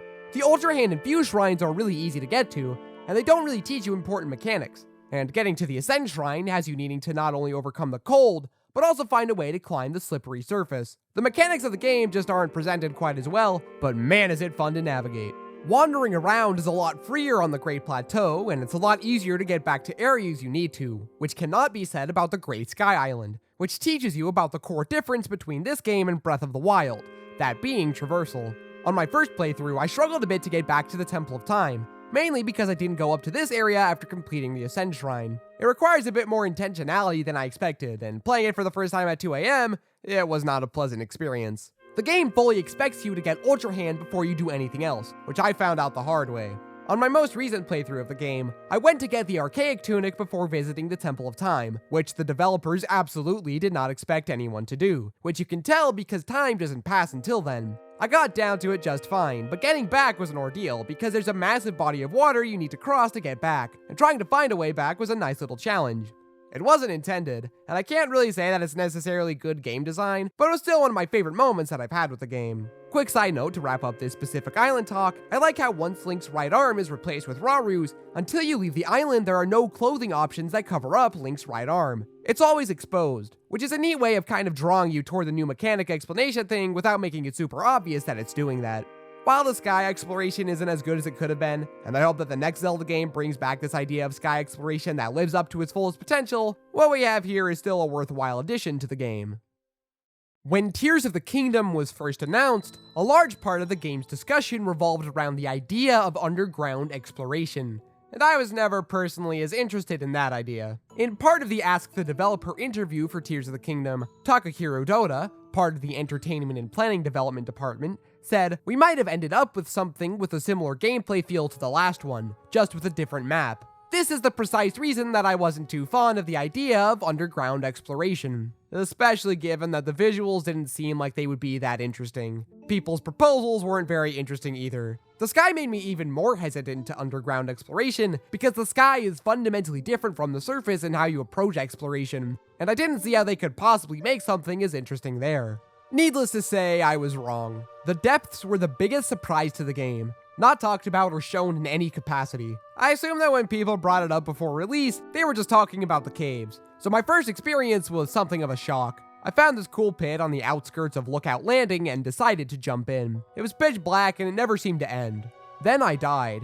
Realizing that it was a lack of light, I cautiously tried again, successfully landing as the depths were introduced and a new section of the map was added. For as much as it kind of hurt, figuring out that this was a bigger addition to the game than the sky was a pleasant surprise. The way that you approach exploration is a unique challenge compared to the surface or sky, being a pitch black region that you need to make your way through. Because you can't see anything, it forces you to rely on other methods of lighting your way through, most prominently with bright bloom seeds. This approach to underground exploration is a lot more interesting than being locked to a separate playable character, or just being a different landscape underneath the ground. Much like the skies, there isn't a ton to do down here, but what is down here is solid. The geometry is far different than what lies above ground. Strange stone roots spring out of the ground and twist and contort around the world. Tall trees similar to what's found in the Tundra Plateau are dotted around. There's a far bigger focus on vertical traversal than what I would have expected, but it's welcome. Enemy camps and boss encounters dot the landscape, not easily spotted. Most of them dole out gloom damage, which along with the gloom slathered on the surface, makes for a tense experience, where you never forget that this is the realm of the Demon King. I find that the most interesting part of the depths is that it acts as a unique take on the Dark World concept. It's a direct parallel to the surface in many ways, and these connections are what strengthen it and make it compelling. Wherever there's water on the surface, there's an impassable wall, making travel even more difficult. Underneath every goddess statue resides a bargainer statue to match. There's an abandoned mine underneath every major settlement on the surface, these mines being a reminder that before Ganondorf took it over, it was also a part of the Zonai's domain. Underneath every mountain is a valley, and every valley houses a higher elevated surface. Where there's a hot spring on the surface, there's a lava fall right underneath. The most prominent and useful of these connections is easily the light route, found underneath each shrine on the surface. The Skyview Towers only open up the map for the sky and surface. The depths are lit up little by little with light routes. There's one underneath every shrine, likely getting their ability to light the area around them from the shrines above. Being able to move through this area without the hindrance of darkness feels really good. And it's also nice to have a marker to find some of the harder to find shrines, particularly those found in caves. Activating all 120 of them is not something I'll do on every playthrough. It gets pretty monotonous at a certain point, unlike the shrines, which offer something more than just going from location to location. I don't have too much to say about the depths beyond this, apart from the Zonite, which we'll get into in the next section. It's a nice addition to the game, and I appreciate what it adds. I will say that if I had it my way, I would have removed it completely and moved all of the contents from there to the sky to add more stuff to do when exploring the sky, given how much I prefer it over this. But as long as it's here, it's still pretty fun. The last thing I wanted to bring up was the minigames. Minigames aren't talked about enough in the discussion of Zelda games, and I guess I can see why given how minimally they actually impact the game. But since this is an extensive video and the minigames do add a bit of content to the surface, it wouldn't feel right to just not talk about them. I think that the minigames on display are all pretty fun and enjoyable. They take advantage of all the new mechanics put into the game and feel distinct enough from Breath of the Wild's offerings, even if they are similar in some areas. The new Birdman research minigame is now about gliding over to a target with a wing, but you're not allowed to use a steering stick or whatever, so you have to move around the wing to steer it. It isn't quite as fun as the previous game's Birdman minigame, but I suppose it's still good enough. There are a couple of diving minigames, both revolving around the goal of making it through rings. One is up in the skies, acting as an ancient ceremony where you get the glide armor. They're neat, but the main attraction is the flight range. This one just puts your mid-air positioning skills with both diving and paragliding far better than the ones in the sky, which is a little disappointing given that it's on the surface, but what you gonna do? Minecart Land is your standard shoot all the targets while moving minigame, though since the minecart isn't in your control, it has a bit more of that shooting ride at a theme park vibe. It's a lot of fun, brought to life beautifully by these Gorons who don't know how to smile, but think they do. Apart from the third one who actually does know. You can sneak up on this one lady and startle her and her horses into launching all the toys she made for some children throughout the area, with you needing to put them all back into the cart within the time limit. It's a fun enough game, but the setup might just be my favorite of any minigame in the series. There's a horse race you can do where cargo is loosely attached to your horse's towing harness. This one's fine. I failed at it a lot because my horse refused to obey me, and it definitely had nothing to do with my own inability to do basic turning on a horse. That had nothing to do with it, I promise. There are a couple where you use Ultra Hand to create a contraption for some purpose, whether it's transporting a ball as far as you can within the time limit, or creating something to ring a bell as loud as you can. These ones are a ton of fun. There's even a minigame that uses recall, with you needing to use it to get balls back into the swinging platform. It's a lot trickier than it sounds, and while the depth perception isn't the best, it's still a good time. You can run through a desert trying to get through all the arches, or create a vehicle to traverse the sand, which isn't banned for some reason. That's alright, but it pales in comparison to the two bangers, Lurelin Water Rally and the Terry Town Race. They're both set up in the same way. Pass over the lights and get back to the start in the time allotted. What makes them peak is that you can build your own vehicle to use, so long as you use the provided steering stick. This makes it easily the best duology of minigames Tears of the Kingdom has to offer. With that, we've gotten through basically all of the non-dungeon-y content that the overworld has to offer. While it does have its pitfalls and missed potential in a lot of areas, and I wish that the amount of stuff to do in each map region was more evenly spread, I do still find myself enjoying the exploration of all three layers of the map, and it is certainly an improvement over Breath of the Wild's world, thereby making it the new best overworld the series has to offer.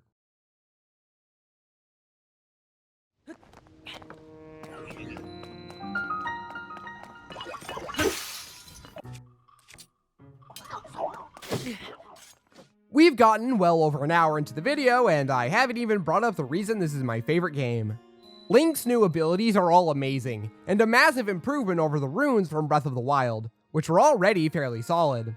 The biggest improvement is that you use all of them roughly equally. Cryonis wasn't super useful outside of specific instances. Bombs had their moments to shine, but their lack of damage output makes them not too useful unless you're engaging in glitched travel. Stasis and Magnesis also have limited application compared to Tears' abilities. Magnesis is poor man's Ultra Hand, and while I do sometimes miss Stasis' ability to freeze and launch objects, I wouldn't trade it for any of the cool new stuff introduced here. Recall is the least used in the game, and I still find myself using it more often than Cryonis.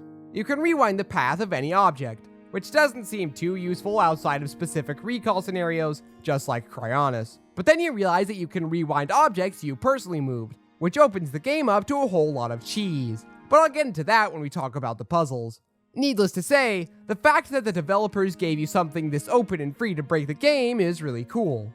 At the outset, Ascend seemed like it would be the weakest ability, but it's easily the second most used ability if we talk about specifically switching to it on the wheel. It started as a debug tool to make the caves and whatnot easier to work through, and because it was so useful and made going through the caves more enjoyable because you didn't have to trudge your way out or find another exit, it was upgraded to the status of real ability. It's supplemental to the act of climbing. You need to find a ceiling to use it, and even then, it isn't guaranteed that it will be allowed to phase through the ceiling, so it doesn't completely replace climbing. It makes getting around so much more enjoyable, and it encourages you to pay closer attention to your environment to see if there's anywhere you can use it to get higher up. But hands down, the best ability is Ultra Hand, pun intended. It allows you to move objects and attach two different objects together. A simple idea and concept, but in practice, it makes for one of the most creatively fulfilling abilities in any game. There's no limit to how many objects you can attach together. Actually there is, but I only ever reached it once while getting footage for the video, so, yeah. And there's no limit to how you can attach them, outside of the angle, I suppose. Though most of the time it doesn't matter what angle things are attached in. The only issue with it is that I am nowhere near imaginative enough to enjoy it to its fullest extent, though I can at least leech off a bit of that with the insane contraptions I've seen others build. Building with Ultra Hand is a fairly time-intensive activity, so it's a good thing that the act of building contraptions is pretty fun. There are so many objects in the environment that act as parts you can use, from trees to rocks to the planks of wood that Hudson Construction has kindly set out on the surface, and the many Zonai device stations that are abandoned in the depths. Picking up the objects and carefully gluing them together to create something simple and functional, or an abomination that doesn't fully work but goes farther than you ever expected it would, either way, you still have to put some real work into making these a reality. Auto build is a branch of this, referencing schematics you can find throughout the world in your previous builds to quickly remake it. If you don't have the parts you need, you can use Zonai in place of it, though the replaced part is useless outside of the actual design to prevent anything that could break the game. There is a part of me that misses how item progression worked in the traditional formula. But at the same time, those items serve singular purposes. The hookshot can stun enemies and allow you to cross gaps. Pegasus boots allow you to swiftly dash across the world. The beetle can be flown around to activate switches or drop bombs. The hammer can smash pegs down and stun enemies, etc. While these are all great, you can only use them for these purposes. You see a peg, you pull the hammer out. You see a suspicious panel along a wall, you pull the hookshot out. You see an awkwardly placed switch, you whip out the beetle. The abilities in Tears of the Kingdom allow you to see somewhere you want to go or something you want to grab, and allow you to come up with your own way to get there or grab it as you see fit. And it allows for what I think is more immersive and engaging content. The only ability that is straight up useless is the map. I guess they either didn't realize that it's possible to break a circle into 7 sections, or that the map button was already mapped to minus, so we get this icon here. It's honestly the most baffling decision in the entire game, because I can't think of a single reason for it to be here, other than 8 being a more symmetrically pleasing number than 7. Ultra Hand wouldn't be nearly as fun without the aid of the newly introduced Zonai devices. While they aren't all the most useful things in the world, they add a ton of variety in how you interact with Hyrule this time around, and are one of the biggest justifications for reusing the map. The way that you get them is from these big machines, where you insert construct parts and get the Zonai devices in return. Each of these has a collection of about 5 different devices, and how many you get is random. This ensures that you don't always have an exact number of any given device, encouraging experimentation. I love this system. It's fun and it slots nicely into the core gameplay loop. The bomb rune from Breath of the Wild has been replaced with bomb flowers and time bombs. This encourages you to use other methods of getting through sentiment and caves. The actual bombs themselves usually reserved for combat encounters.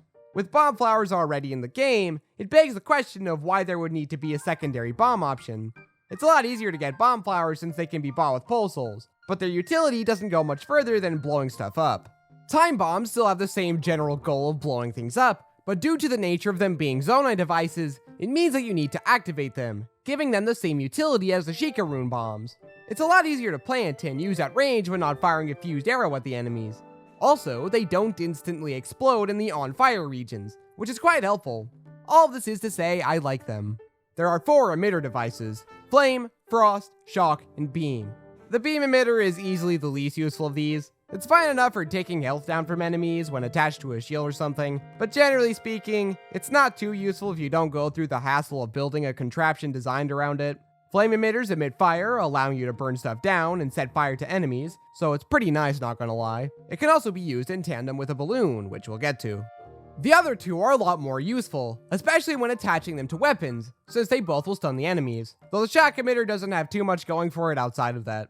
Frost emitters expose a new interaction that can happen in this game, that being how freezing water creates blocks of ice you can use to build stuff, giving you even more materials when making stuff like makeshift boats and such. Construct heads will hone in on perceived enemies, making them pretty nice assistants for combat encounters. Homing carts are similar, being able to move, making for an effective combination if paired with an emitter of some kind. Cannons are nice for clearing out sediment in caves and other such cannon events.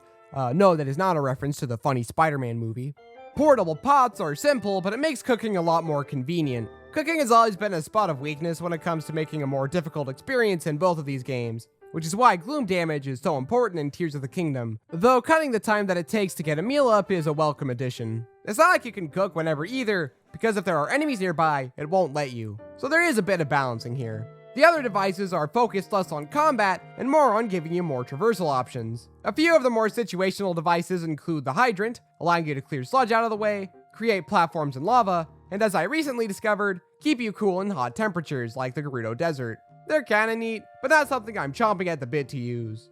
Springs do a great job at propelling you great distances, but I don't generally have any situations where I need something like that. Mirrors reflect light, and are pretty good for those light-based puzzles, I suppose, but beyond that, they're easily the most situational in the game. I guess you can use them to disorient your enemies, though the Puff Shroom does a far better job at that. There are 2 types of wheels that can handle different types of terrain and use more or less power depending on the size, and they do what you think they do. I like the dragon design on them, it's pretty neat.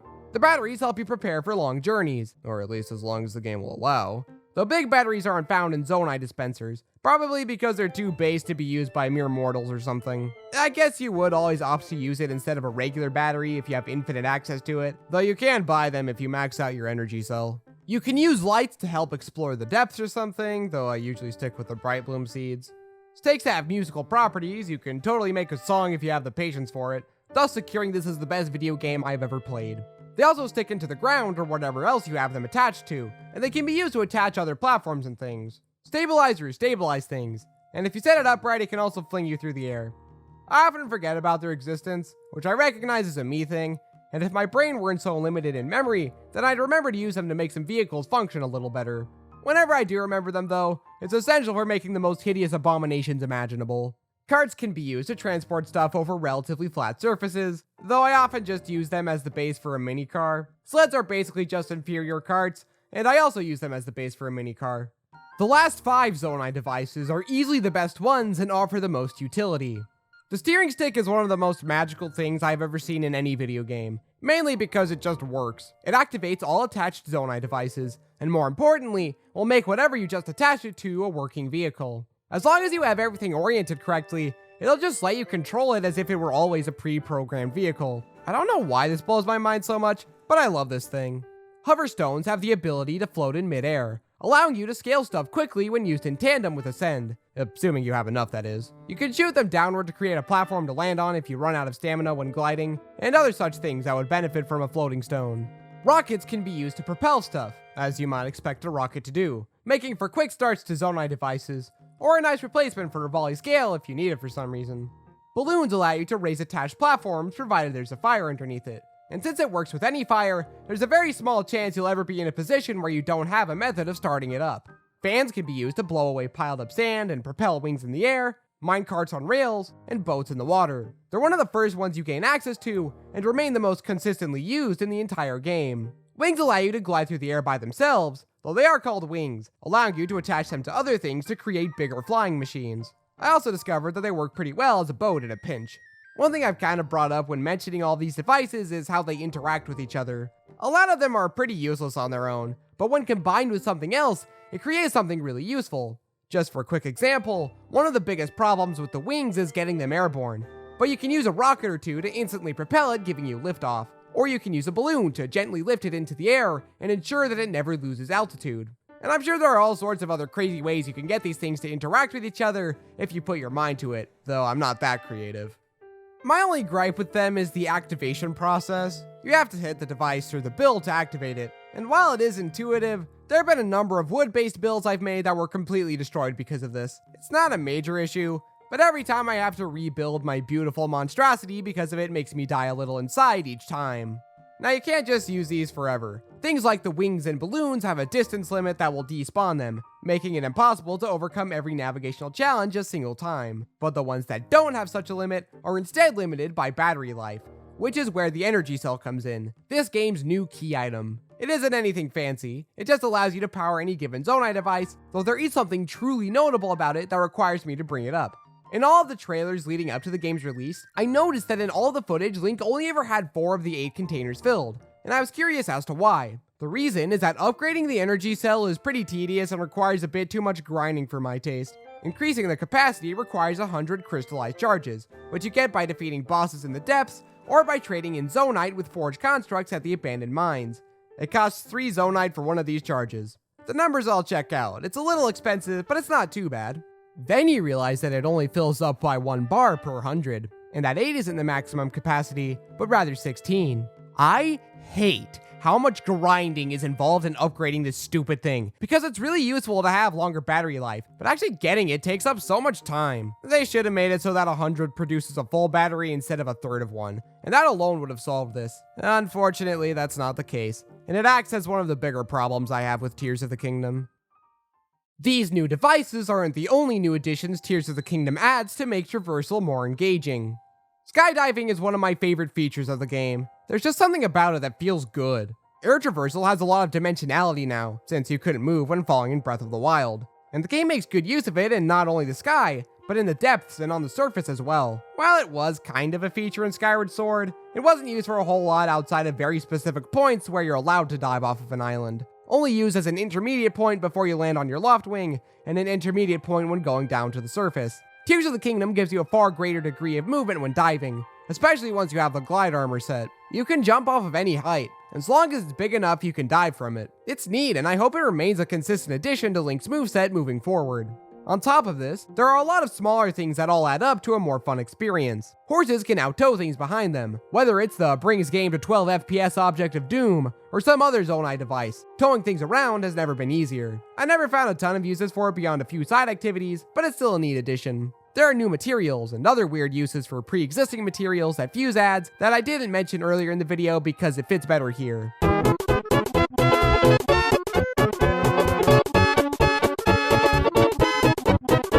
Puff Shrooms will offer a cloud of smoke, giving you cover to attack enemies, which even works on Lionels, which I'm very thankful for. The Muddlebud will confuse the enemies and cause them to attack each other, meaning that you can clear an entire camp without having done any of the fighting yourself. You can fuse a slab of frozen meat to the bottom of your shield to reduce friction while shield surfing. What I find amusing about this fusion is that the game counts icy meat as a meal and not a material, making it one of the only meals you can use Fuse on. There are a lot of new elemental effects added beyond just heat resistance, fire resistance, and cold resistance. You can gain an attack boost in certain environmental conditions, with the stormy weather buff being the most useless because thunderstorms are incredibly rare. Now, I still think these are neat additions, and they make a nice thing you can pair up with meals depending on the situation if you really want to. But there's only one that's important. My biggest problem with Breath of the Wild has always been the rain. I like it as an obstacle, but because there's no way to overcome it, at a certain point it becomes an obnoxious roadblock in exploration. Tears of the Kingdom fixes this problem with the Froggy armor, which has the slip resistance effect. You have no idea how happy this makes me. For one thing, it's a frog, the best species to have ever existed. And second, by giving you a path to overcome the rain, it makes me more welcome to its inclusion. You can also make slip-resistant elixirs, so it's not like you have to go through the fairly lengthy side adventure chain to get this magical effect. It doesn't completely negate the effects of rain. Even with the maxed out effect, you'll still occasionally slip, just not enough to annoy me. You also can't jump when climbing, so it's a bit slower than normal. I think it's a pretty good fix, and it's what Breath of the Wild should have done from the beginning. I do think this, in combination with the reduction of how often rain occurs, is a bit of an overcorrection of the issue, but hey, anything that limits how often something gets in the way of going through the world is still a positive. Throughout the world, there are a variety of new trinkets and such to find, offering a nice sense of reward for exploring the world. Pony points are given out for engaging in stable activities, whether it's visiting for the first time, registering a horse, sleeping in a bed, and other such things. These points can be traded in for rewards, whether it's a new bridle for your horse or the ability to change its hairstyle.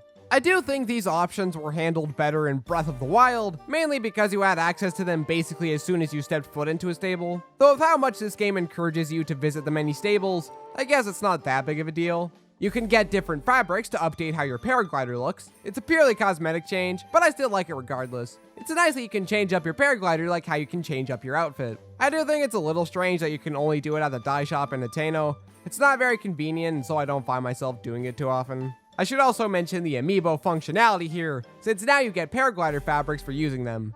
I think it's a step up from Breath of the Wild, which lacked a few too many cool things behind them, though it still bugs me that they still didn't allow you to tame a wolf to make it your fighting companion, and instead just killed Wolflink off. You had 6 years to add this and you didn't. It's literally in the code. Why do you do this to me? Zonite is the primary collectible in the depths, and outside of the few main quest missions set there is what your main draw to come down here is. Though it is quite obnoxious how much is required to upgrade your energy cell, everything else about it is pretty fun. You get it for killing enemies and for breaking these smaller deposits in the camps, and for finding these massive deposits throughout. For an intrinsically motivated loser such as myself, it's pretty fun going down here and gathering a massive quantity. Still doesn't justify upgrading the energy cell. Another collectible in the depths is the Poe Souls. Unlike Twilight Princess or Ocarina of Time, they act as a form of currency for the Barkener statues, allowing you to buy exclusive gear, bomb flowers, puff shrooms, dark clumps, and even a magic rod. They're found everywhere in the depths, and since they act as the most reliable source of bomb flower stockpiling, it makes it worth going out of your way to gather the cluster you see. The sky has a couple of its own collectibles found in chests, the first being the Old Map. Old maps will mark the location of a piece of treasure located within the depths. Mainly a piece of what was previously amiibo exclusive armor. It isn't necessary to find them, though it does help a lot, and it helps connect the two regions. The other collectible is the Sage Wills. They act similarly to the Lights of Blessing received from shrines, allowing you to upgrade the attack strength of the sages. These are generally a lot harder to obtain, being locked behind defeating a King Gleeok, or by getting to one of these sneakier chests hidden on an island. The two of these are one of the main things that make the sky feel fun and worthwhile to go through, and I'm not sure how much I'd enjoy the sky without them. Now these last two are the important ones. There are a few new types of Korok seeds that make use of your new abilities. They're fun little side distractions, about as good as they were in the previous game. But the newly introduced Backpack Koroks are genuinely amazing. They will have been separated from their friend, asking for your help to get back to them. Not only do they allow you to be a sick little freak on the internet where you torture them mercilessly for merely existing, but they offer a nice little movement-based Hold Your Hand challenge. You can carry them over, or design a vehicle to transport them, or create a giant stick and use that to get them to a higher ledge. The possibilities are endless. Also, I just think that seeing them in a backpack is adorable and it makes me love them even more than I already did. Hudson signs are one of my favorite new additions to the game, and they're hardly ever talked about. This freak will be holding on to the sign, with you needing to find a way to get it to stand up on its own once he lets it go. It's a neat little building puzzle to figure out, and it feels really good when you see it not toppling over. You can't just use hovering stones, but I prefer to use the nearby materials to force me to change up my strategy. I love these things, and I hope that something similar appears in all future titles. This is a nice little segue to the puzzle design of Tears of the Kingdom. Breath of the Wild was more about having puzzles that were able to be approached in multiple ways, and Tears of the Kingdom opens this up to an insane degree. I feel like Breath of the Wild, especially playing it now, feels like there are a few ways to solve a puzzle, but there's an obvious solution to execute compared to those ones. Seeking out those different solutions isn't that satisfying or engaging, so I often just go for the main solution, though there is the occasional time where I don't do it. In Tears of the Kingdom, it feels like I've never solved the same puzzle the same way twice. Whether it's because I learned about a new game mechanic, or just to see if my stupid, idiotic solution will work, often doing so. Watching my little brother play this game gave me a massive appreciation for the puzzles in this game. Seeing him put a bunch of objects on top of a bridge to jump a lava gap instead of fixing that bridge, or creating some monstrosity to get this ball down the rails. There was one shrine where I didn't attach a wheel to this crank and just used recall to open the door, allowing me through because I didn't think about using Ultra Hand at this moment. I don't think I ever had a moment where I found a solution that felt like the obvious one. A big component of these amazing puzzles is recall, and it highlights the biggest reason I love this game's puzzles. It encourages you to cheat. Normally this would be a negative attribute of a game, but this is like Monopoly's Cheater Edition. It's not only something you can do, but it's actively encouraged by the designers. Cheating at this game's puzzles makes you feel like you outsmarted the game. However, it's not an instant win button, because that wouldn't be satisfying. Recall will reverse the motion of any object, so by choosing the cheater's route to puzzle solving, you have to think of how you need to move the object in order to solve the puzzle. This small thing manages to let every puzzle solved with recall to still be as rewarding as when not using it. The culmination of this kind of puzzle solving for me was during one of the Crystal Shrine quests in the sky. I wasn't aware that you could rotate the outer shell downward, so I decided I was going to have to improvise. There's a spring mechanism construction attached to a stake, which I used to hoist it out of the hole, which then led to the next problem of trying to get the crystal over to the shrine. Just straight up moving it over with Ultra Hand wouldn't work because it's too far away, so I just used the power of time warping teamwork with myself to grab it from the other side.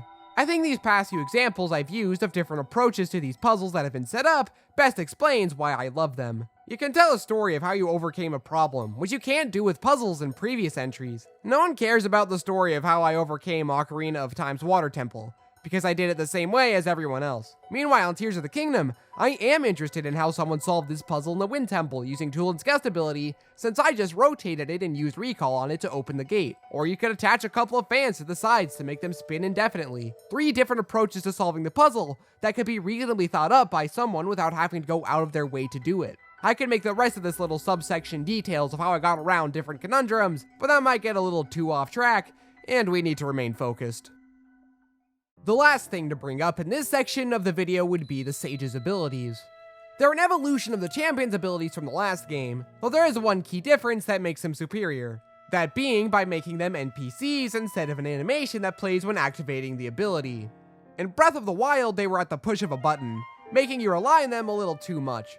In Tears of the Kingdom, they're still as ready as ever, even removing the use limits so you only need to wait for a cooldown. But because the avatar follows you throughout, it means that using their abilities requires you to run up to them. While I can see why this would be frustrating to some people, I find that it's a nice inclusion that makes you only use it when you absolutely need to. It could have been handled a bit better. Whenever they run away from you, I want to cry. And it can be aggravating when you accidentally activate one of their abilities, or when Minru gets in the way and you board the mech in the middle of the fight. But outside of that, I like this system quite a bit.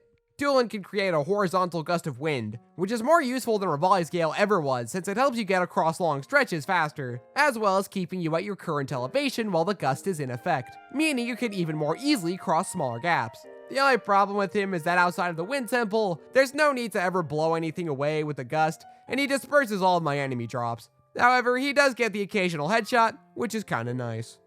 Yunobo can turn into a ball and ram into stuff, essential to cave exploration. He'll also put himself on the front of your vehicles, giving you access to another attack option from there. Sidon will give you a shield and a water attack. It's easily the least useful of the abilities, though there have been a couple of moments where it's come in clutch. Regio will create a large circle that will strike everything in its radius with lightning, the most useful ability in combat, which is probably why she likes to run away from you all the time. Minru is the most unique of the 5, being a giant robot and all that. You can ride on her back and fuse things to the back part, the left arm, and the right arm. She can walk across gloom, lava, and quicksand, provided that it's not too deep, of course, as well as negate all fall damage. She's also pretty effective at combat. I do wish that there was more to her. She's kind of just a novelty compared to the others. A fully upgraded flight armor set will negate fall damage, and using a vehicle to get around is more fun than using Minru, though she is more convenient and cheaper than getting all the materials and building what you need, I guess. Overall, Tears of the Kingdom does a pretty good job at expanding one of the core elements of its predecessor by giving you more options to play around with when interacting with Hyrule, and it remains one of the game's strongest elements.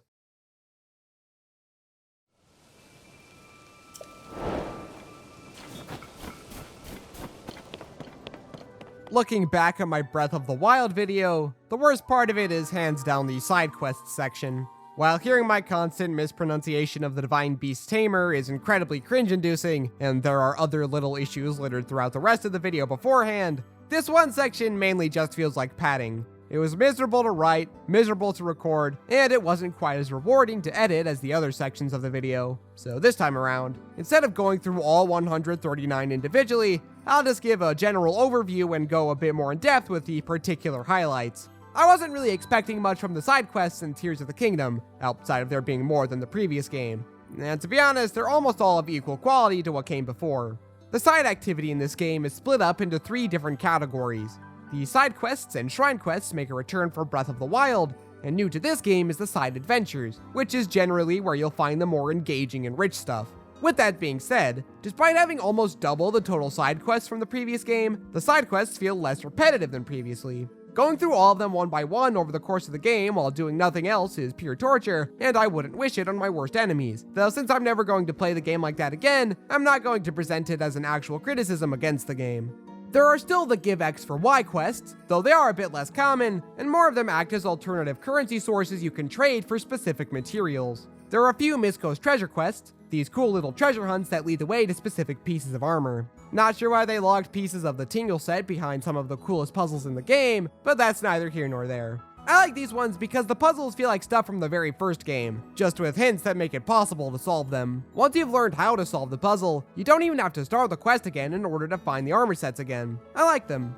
There are a surprising number of quests that utilize Uldrahand to some degree, and they're a bunch of fun. Whether it's the Goron kid who thinks he's sneakily making his way to the lost city of Gorondia, which has you needing to build a minecart for him, the man who got stuck down a well and needs you to repair the ladder, or the Leviathan bones that sees you needing to reconstruct them so that Loon can be happy. I had to do a double take because I realized that this was the same girl who was obsessed with the Sheikah orb in the previous game. It's little stuff with these memorable NPCs that make me appreciate the sequel nature of the game even more. Anyway, this little quest chain is pretty fun.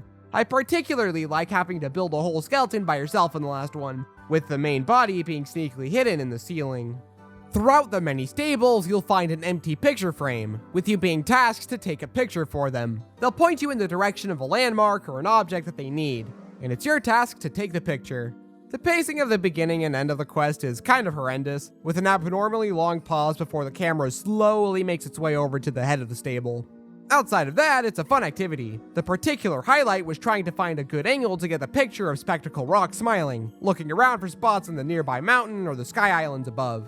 It's neat. You can help teach children at school because they refuse to learn things because of their personal beliefs or whatever, which I'm not entirely sure is realistic because I've never been in public school, but I can say at least that it is kind of funny that they don't believe in an event that still has eyewitnesses alive to tell them. The reward you get for completing this quest is access to some farmland where you can plant crops. Not really sure why this isn't an idea that I or anyone else had, or why nobody has ever brought it up, but it's pretty cool that you're able to get a somewhat consistent replenishable supply of some of the materials that you've gathered throughout the game.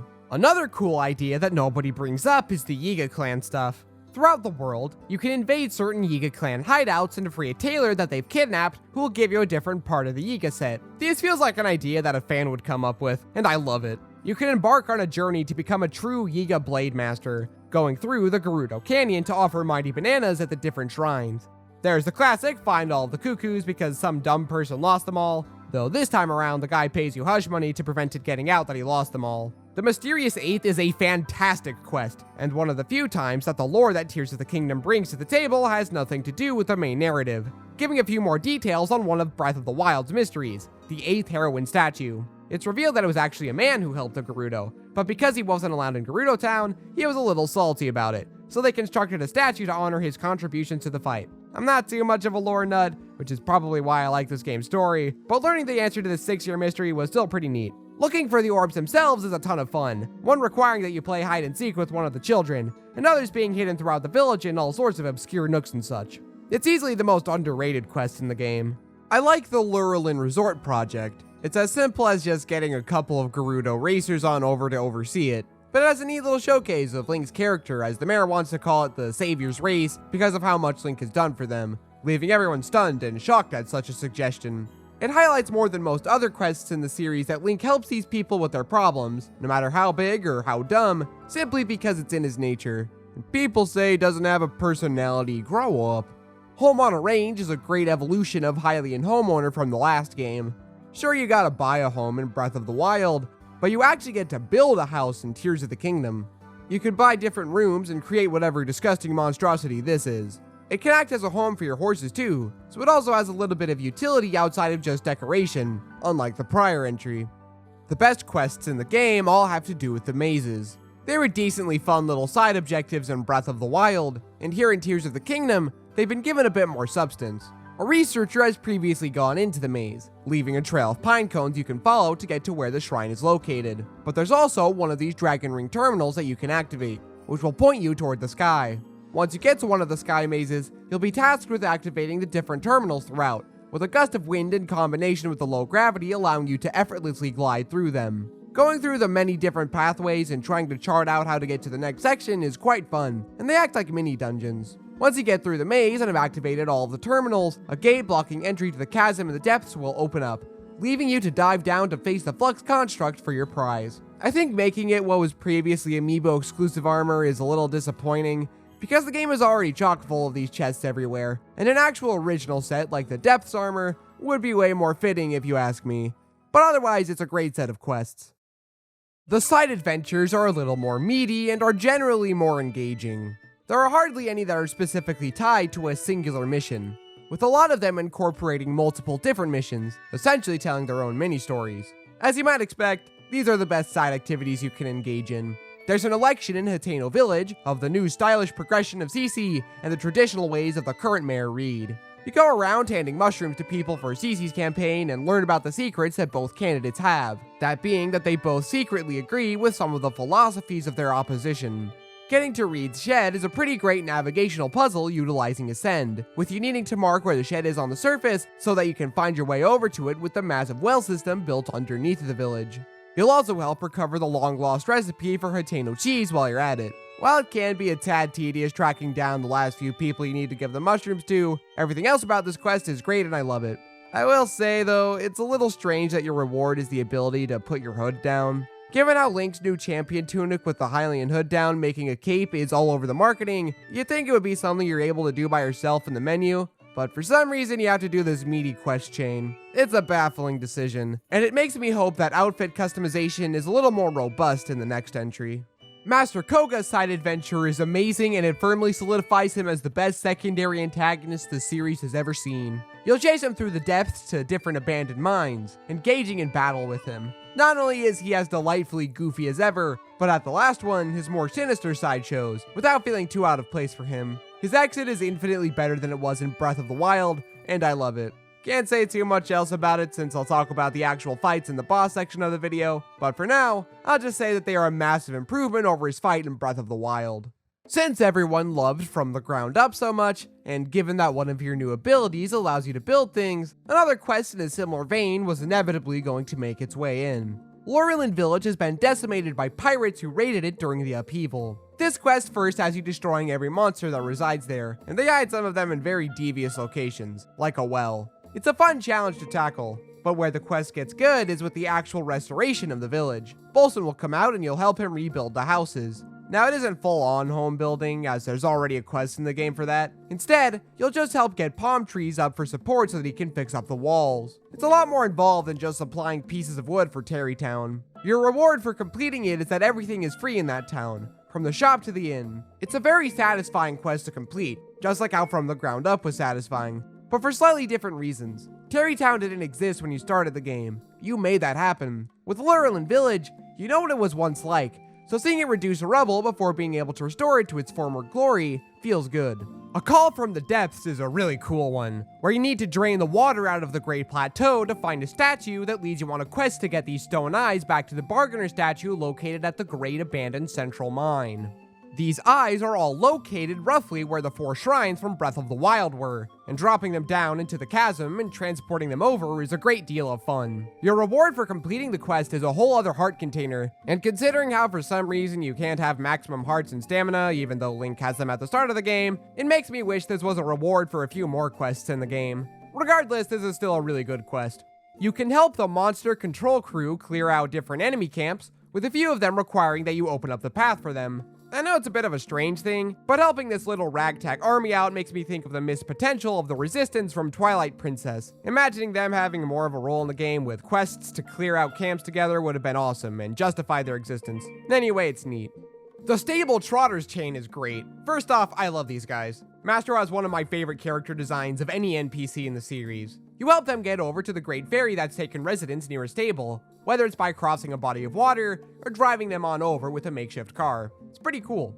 The troupe consists of only Mastro and Violin to start with. You have to help the other members out with their predicament in order for them to reunite. I do wish that the drummer and flutist quests weren't just to give them a bunch of items, especially since for the Hornets you have to rescue him from a hole he's stuck in by finding a way to raise the wagon out of that hole. Outside of that, I love this set of side adventures. Also, the final Great Fairy Serenade track where all of them are playing together is one of the greatest tracks the series has ever produced. However, this isn't the best side adventure related content found at the stables. Potential Princess Sightings is a massive chain of quests, and it stands out as one of my favorites in the series. The reward alone already makes it worth going through. The froggy armor that negates slipping in the rain. Already, this cements it as a quest you'll want to do every time you start a new file. But that's not exactly high praise or anything, since the same can be said about the Bigoron Sword quest and Ocarina of Time. The reward is awesome, but the actual quest is kind of annoying and a little tedious to complete. Thankfully, the 12 quests that fall under this are all fun to go through. For starters, you're hired as a reporter for the Lucky Clover Gazette, tasked with helping your partner Pen investigate rumors surrounding Princess Zelda at the stables. And can I just say that while Pen's not as cool or epic as Cass, I love this bird. I wasn't sure what to make of him at first, but I warmed up to him real quick, and found him to be one of the most underrated characters in the series. I love the audio bit that plays when he screeches "Thor Long" out at you, how he's always surrounded by a flock of birds, his reaction to when you finish the Princess Zelda Kidnapped quest, and so much more. Back to the side adventure though, this is such a fun idea, and they do some neat things here. It's a bunch of short little mysteries to solve, and it's pretty heckin' charming. There's a cuckoo who will give you a prophecy, a woman beckoning blonde-haired travelers to help her in the hopes of finding Link, and a fake Zelda you'll have to rescue, with all of these being ploys by the Yiga clan to kill Link. Funnily enough, the Light Dragon happened to pass over the Dueling Peaks right as I chose to do that quest on my latest playthrough, so that was neat. Shockingly, there's only one related to the fake Zelda puppet that Ganondorf created, that being the one where he scared her golden horse off. On my first playthrough, I assumed that they were going to make you kill the Frost Gleeok, which didn't pan out that great, and I was needlessly eviscerated before I realized that I just wasn't going far enough ahead. And somehow you're still listening to this idiot speak, so I must be doing something right. The most fun ones are the ones related to the real Princess Zelda. The ones where someone didn't follow the explicit recipe that she shared with them, which led to revolting dishes that either left an entire camp sick in the middle of the woods, or caused a herd of goats to run off. There's the quest where you finally get to meet the beast that was first featured in the first look trailer for the game, the Don Dons. They eat gems and convert them to diamonds after a while, so that's neat. I like that one since it spans across multiple stables. There's one where farm tools were borrowed and never returned, which leads you to help row a farm worker down the river where he accidentally sells himself into slavery of that one flower lady from Breath of the Wild. There's one where you'll find a blocked well near the abandoned stable filled with monsters. I accidentally finished this one before I started it, which I think is a good indicator of this one's quality. Easily the weakest of the 12. The standout one from this group is the Foothill Stable quest, where the Zonai research team has stripped down to their underwear because apparently Zelda told them to. It leads to a mini challenge where you need to clear out a cave of monsters with none of your gear. Then once you get back to the stable, it turns out that this wasn't a ploy by Ganondorf in an attempt to get them to be easier to kill or whatever, but rather them being complete morons and misunderstanding what Zelda said, leading to the most copium-filled statement I've ever heard in my life. I love this one. There are even a couple that have absolutely nothing to do with Zelda. There's the one with a woman singing in a well, with reflections of the sound echoing out and distorting the audio, making it sound like a threat, which is a little funny. Or the Serenade to the Great Fairy, which is the only one that doesn't require you to rescue one of the stable trotters. After you complete the quest chain, Pen goes out for some self-reflection, admitting that you did most of the work. His goal now is to become the journalist version of Cass, that is, being the most incredibly skilled and base bird in all of the lands. It's a surprisingly sweet ending to the quest, even if it isn't technically a part of it, and I don't think I'd like Pen as much without this moment. Easily one of the most memorable parts of the game. But none of these come remotely close to the best side activity in the game. It's fitting that the best side adventure in Tears of the Kingdom is the sequel to the best side quest in Breath of the Wild. Madison's Independence is tied with a Couple's Mask quest as being my absolute favorite in the series. It's not a super mechanically involved quest. It's actually relatively short compared to the full 3-day spanning quest of the Couple's Mask, as well as the fairly involved task of building Terrytown in the previous game. But that doesn't matter, because the feels that this quest gives me are unparalleled by anything other than the ending of the Couple's Mask. The quest starts with Hudson being worried about his daughter, but the quest isn't focused on him. It's focused on you helping Madison in her quest to help her dad. You join her little Gerudo language test and help her get past this corrupt scumbag who won't let you ride the lift down to the construction site without paying. So you box him in to prevent him from seeing. Then you hand over 10 Sundelions to help them dye Madison's hot air balloon. Afterward, Ronson walks over and tells them that the Gerudo escort is there to take her over to Gerudo Town. Then, one of the most gorgeous pieces of music in the entire game plays as they watch the sunrise from the balloon. Once it lands, they say goodbye, and the quest ends with a heartfelt scene of Hudson thanking Link for everything he's done. The quest is so effective because everything that's happened over the course of these games is a direct result of your actions. You helped him establish Terrytown. He met his wife because of you, and now his daughter is happily sent off to live among the Gerudo, and she's happy because of the actions you took. It's one of the most impactful moments of the game, and it's one of the biggest reasons I consider Tears of the Kingdom's close ties to Breath of the Wild as one of the game's biggest strengths instead of one of its biggest weaknesses. The shrine quests are a bit different from what was present in Breath of the Wild, and honestly I don't have a whole lot to say about them. There are still some that follow the same general structure as the ones featured in that game, but a lot of them are focused on these crystals. I feel like I probably should dislike them a lot more than I do, since on a basic, fundamental level they're all the same. Just get the crystal back to the pedestal. Adding to this is that most of the major non-story Sky content you'll engage with are these specific quests. But I don't know, there's just something about them that I find appealing. Building a vehicle to overcome whatever terrain obstacles in your path, or trying to get the crystal out of whatever secluded section it's in is a blast every time. Plus, it's not like every one of these has the exact same setup every time. You'll need to give a Korok some golden apples in exchange for the stone, or you'll have to pay this knucklehead McSpazatron some rupees to get it. Or the one where you need to show this one guy a giant horse for him to give it up to you. What's great about this one is that if you catch the horse in your Breath of the Wild save, it will transfer over to Tears of the Kingdom, and you can finish the quest that way. I wish that more of them were like this, since having the majority just sitting around does make them a little too repetitive to be fully great, but it doesn't bother me too much. The few non-crystal quests are probably the best found in either game. There's the one where you need to put wood into this one structure so that the shadows all overlap with the symbol on the wall opposite it. It can be a little frustrating when you're just a hair off and then the sun moves so you have to sit by a fire or something so you can have another shot at it, but otherwise it's a great challenge. There's one where you need to get ice blocks and melt them down so that they fit in the 3 slots on the wall to open up the shrine, and since I didn't know about this mechanic on my first playthrough of the game, it was probably the most stumping and perplexing moment in the game for me. I love the one where you need to shoot yourself up to a nearby sky island, and then shield surf your way down to the surface so that you can pass through a few rings within the time limit to open the shrine up, which doesn't lead to a blessing shrine like you might expect, but to a proving ground shrine, which is a pleasant little surprise. I guess the problem is that this is basically what all of them amount to, and it's hard to get a ton of thoughts out there.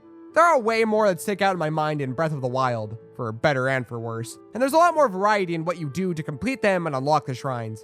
But at the same time, I think that I enjoy the shrine quests in Tears of the Kingdom more. And I was kind of hoping that a bit more critical thought going into my last playthrough of the game would definitively answer which game was superior in this regard, but it really didn't. So when determining which game has the better quests, it really comes down to whether the variety is better or whether the enjoyment is better. And from my own subjective viewpoint, I'd have to give Tears the slight edge in this regard, though I can completely understand why someone would disagree with me.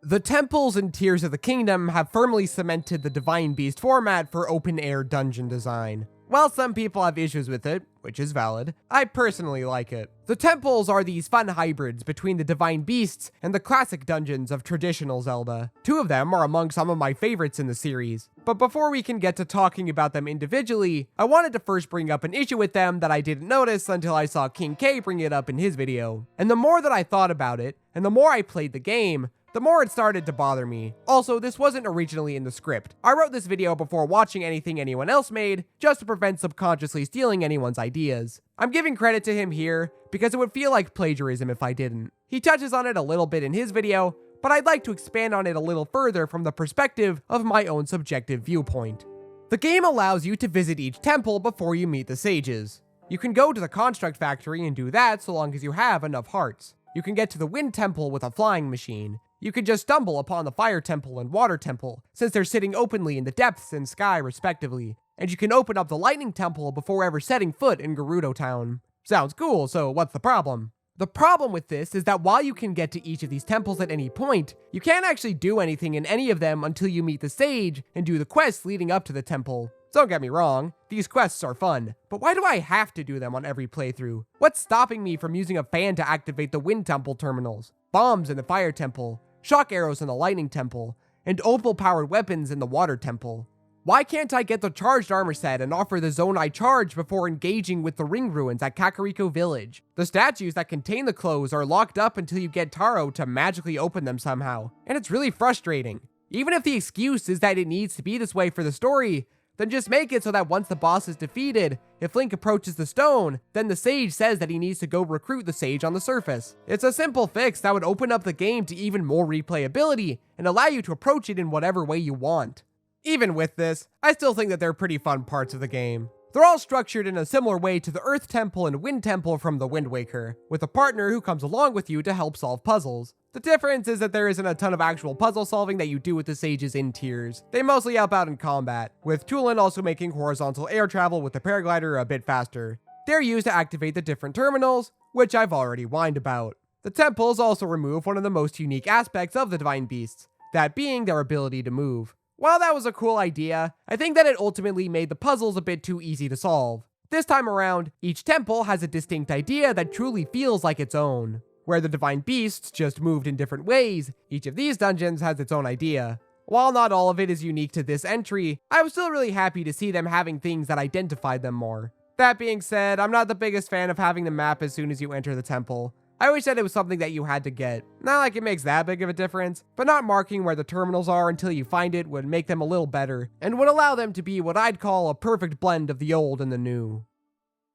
The Wind Temple is the first one the game pushes you toward. Not only by NPCs talking about that one a bunch in Lookout Landing or whatever, but also because the landmark is the most visually interesting. A giant tornado covering the top of the mountain. If you look at how the sage's vows are ordered and the order of the sage themes in the staff roll, then the temple order is wind, fire, water, lightning, and then construct factory. As you go down the list, you'll notice that they progressively get less interesting in terms of visible markers. A giant tornado sitting on top of a mountain, gloom emanating from Death Mountain, a poisoned water supply with islands that have strange tendril-like goop coming off of them, and then a shroud over the desert, I guess. They get progressively less interesting, and it made me play them in this order on my first playthrough.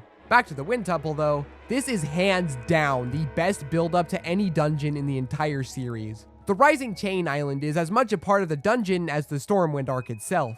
You start over in Rito Village. Tulin runs off like the headstrong fledgling that he is, with his bow being stolen by monsters, requiring you to retrieve it for him. After this, the call of the sage is first heard. After a brief encounter with a few monsters, the ascent begins. The Rising Island chain is a neat set of islands, all spiraling up to the ships above. It's got a visually interesting shape as the stone contorts and bends around.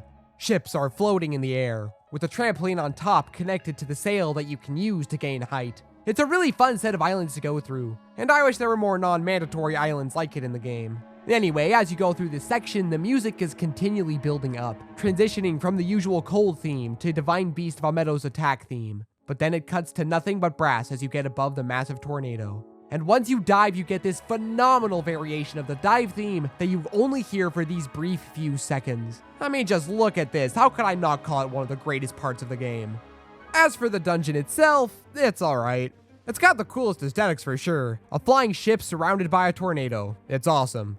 Outside of this aesthetic choice, there's not a ton that's super noteworthy about it. That said, it's still a good time. While nowhere near as good as Skyward Sword's Sandship, I do like how it employs some of the ideas from there, with how you weave in and out of different openings along the bottom. Accessing each of the terminals is pretty fun and varied. There's one with these lasers, you use icicles in a few interesting ways throughout, and I like how you have to go below the ship to open a gate to access a terminal that you previously found, but couldn't access, and other such fun stuff. I think the biggest problem with this temple is that the best part is the entrance. It's not like the rest of it makes that entrance feel unjustified. I just wish there was a bit more to it than that. It's hard to not make comparisons to the Sandship, especially with how similar the progression through it is. There's a lot more obfuscation in the path in Skyward Sword, even disregarding the Time Shift Stone. There's so many different rooms and floors that you need to keep track of, and there are so many different ways to enter the ship that it makes navigating your way through the dungeon a ton of fun. I know that comparing the Wind Temple to my favorite dungeon from the game with my favorite dungeons in the series isn't fair, but my mind keeps wandering there. I think they should have either given the ship another floor, or made it a bit more restrictive when going through it. Either way, it would have made for a far more engaging and fun experience. Then again, in the Ask the Developer interview, Satoru Takizawa of the Entertainment Planning and Development Department did say that they were a challenge to design, which makes me wonder if this was something they considered. It raises an interesting point on whether open-air dungeons should be free-flowing along with the rest of the game, or if they should be more focused in linear parts of the game to contrast with the world. I feel like this is a puzzle that's impossible to solve, as they each have their distinct drawbacks that I don't have time to get into, lest we stray even more off-path. Needless to say, it'll be interesting to see how dungeons are made in the next title, and if they'll continue down their current path, or try something new. The Fire Temple is freaking awesome. The build-up is fine, though it is by far the weakest of all the dungeons in the game. You get to Goron City only to discover that Yunobo has become a corrupt capitalist. This is a very important point, and it's why I keep bringing it up for some reason. Goro even threatens children, which means you need to take him down.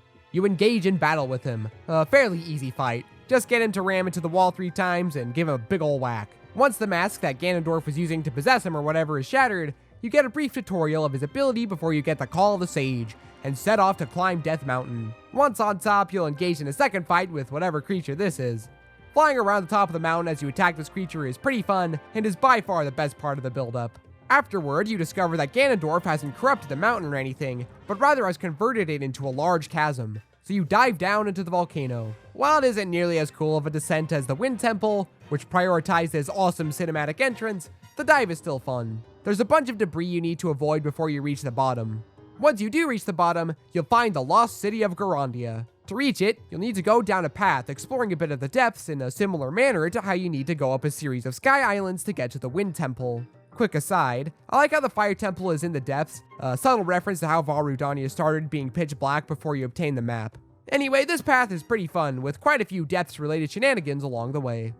The temple itself is so good. It's not the most unique thing in the world, focusing on minecarts, but I don't care because this is one of my favorite implementations of it by far. It fits so well into the main puzzle-solving goal in the open-air dungeon format, that being to try and figure out how to get to where you need to go. You'll need to follow the tracks and switch where they lead, with these different switches that you can ram Yunobo into, or fire an arrow at to access different rooms and floors. And as someone whose favorite part of any Zelda game is the sweet navigational puzzle solving, this tickles my brain greatly. This temple also benefits from having the most flexible way to get around. You can build a flying machine to navigate it if you so desire, since Zonai devices aren't off limits in temples. You can climb around and use Tulin's Gust ability to skip a few chunks, and it leads to the freest and most fun movement of any dungeon in the series. I'm not exaggerating either, it even exceeds my favorite temple in the game in this area, and I think it's part of why the Wind Temple doesn't quite do it for me. Beyond getting between the different rooms, these rooms themselves are also pretty fun to solve. Creating different platforms and angling everything so that Yunobo can ram into the gong is quite fun. Though I will say that it's these individual room puzzles that the Fire Temple loses me a bit. They're still fun in their own right, but compared to how much fun getting to them is, they don't quite match it. Still, it's an exceptionally fun dungeon. The build-up for the Water Temple is pretty solid. You have to meet with a Zora scholar who is studying an ancient tablet that gives you instructions on how to open the path to the ancient Zora waterworks. You need to get scales from King Dorephan, and then find where the stones all line up to look like a massive teardrop, because this is Tears of the Kingdom that you're playing, and then fire an arrow through it. I like this challenge, though I wish there was a bit more to this island than this one puzzle in Zora Helm. I think I've complained about the Sky Islands enough at this point, you probably get the idea by now. After this, you need to defeat the Sludge-like, which is somehow a more enjoyable boss fight than the actual dungeon boss, though we'll get to that when we talk about the rest of the bosses. Ancient Zora Waterworks is the best cave in the game, with it constantly dripping water making you sad when you realize that you don't have the froggy armor or any slip-resistant elixirs. Regardless, your main goal here is to raise the water enough to be able to swim over to the panel to open a path to the sky. It's pretty fun looking for all the entrances to unblock the water, allowing it to flow down. A massive waterfall will then unlock, leading to Wellspring Island, with the major mechanic focused on here being the low gravity. It's pretty fun to explore and get around with these water bubbles that will take you to different islands in the cluster. The small waterfalls you can glide into and get shot into the air to get more height, and other such things that take advantage of the reduced gravity. It's also got a lot of nooks and crannies with enemies, a whole boss fight, and tons of loot. Easily the most enjoyable part of the temple. Once you get to the top of Wellspring Island, you'll find yourself in the Great Wellspring of Hyrule, the Water Temple. And for the first time in the entire series, the Water Dungeon is my least favorite dungeon in the game. It's not bad. Non-repeat playthroughs, I have grown to like it more. But when you compare it to Ocarina of Time's Water Temple, Great Bay Temple, Lakebed Temple, the Ancient Cistern, or even water dungeons I've never been too fond of like the Tower of the Gods or Varuda, it just doesn't meet my expectations. The navigational puzzle solving was always on point in the 4 great ones. The Ancient Cistern is thematically cool, and disregarding the stone slab that spoils the puzzle, having to find another way to the lower floor is a brilliant little puzzle. You always had to pay attention to how you changed the dungeon and what that meant for accessing the different rooms. I think a system like raising or lowering the water level is a great fit for the open air format, but sadly that's not what we got. Instead, it amounts to what is essentially a large sky island. If you were able to complete it at any point, instead of having to go through the entire side end of the Zora quest line, then I might have been a little more positive toward it. Because if you treat it like a sky island, then it becomes the second best one in the game, right behind the Great Sky Island. There are a few neat little puzzles to solve, and the low gravity makes for some interesting navigation. It's a nice topper to the Wellspring Island. But it's not a sky island, it's a dungeon, and on that basis, it's pretty weak. I'd argue that it's on par with the best divine beast in Breath of the Wild, Vaughnaboris, in terms of enjoyability, but even then, Vaughnaboris has better puzzles. That's not to say that they're bad here. I like the switch that you have to hit when in bullet time. I like how they use these bubbles and the hoverstones for some of the puzzles. This one room with all the spikes and the ball you need to get is pretty fun to go through, but these aren't enough to make the Water Temple anything more than a decent little distraction. While not quite as cool as the Wind Temple's build-up, the Lightning Temple takes a nice second place.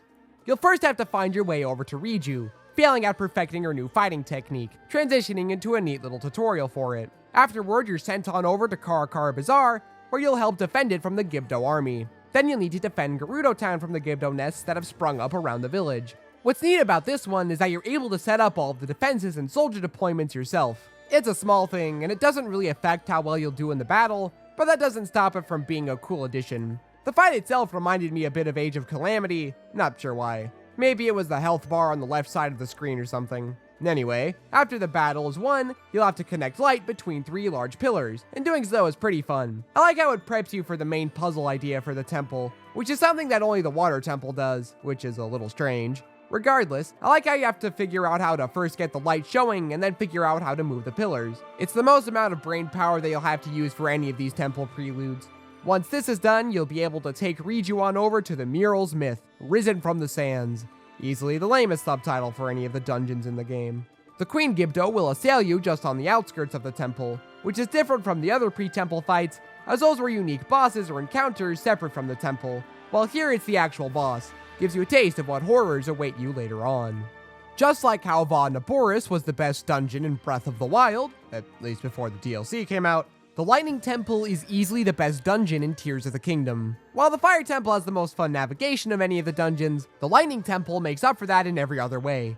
The opening of the dungeon is like you're exploring a tomb. Gibdos will lunge at you from what appears to be their graves, and there are traps and chests littered everywhere throughout. It's different from any of the other temples, which all immediately throw you into the main dungeon goodness. And I like how this one takes some time to do something a bit different. Once you're done with that, you're taken to the central room of the dungeon. It's tall with a big staircase allowing you to reach all the rooms with ease.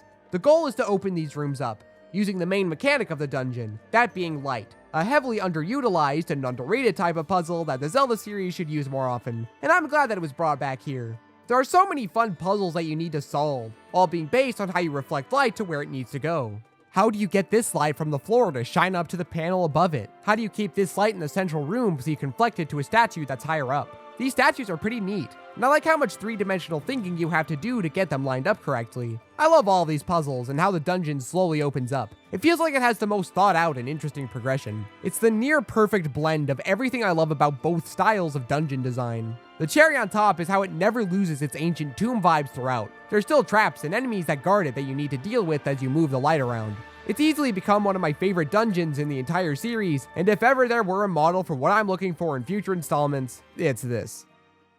Once you beat all 4 of these temples, you'll unlock a special scenario at Lookout Landing, with Puppet Zelda beckoning you to Hyrule Castle. Much like Breath of the Wild, Hyrule Castle is a fairly different dungeon compared to the other ones you'll have gone through at this point.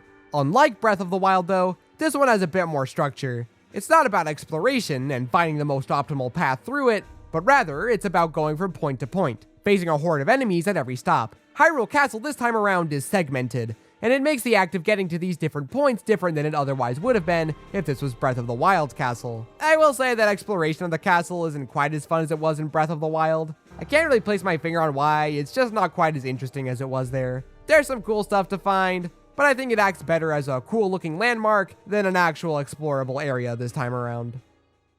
After the realization that Link will need help from a 5th sage to defeat Ganondorf, you'll make your way over to Kakariko Village to find your way over to the Ring Ruins, which will give you a clue on how to proceed.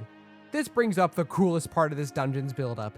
It incorporates all 3 layers of the map, starting on the surface, with you shooting up into the sky, before gracefully making your way down to the depths. Since this is the last real dungeon in the game, it's fitting that it gets full coverage of all the layers. Since the Zonai were explored as the Sheikah tribe stand-in for this game, I was wondering when the Zonai ruins around the Spring of Courage would finally be brought into the narrative.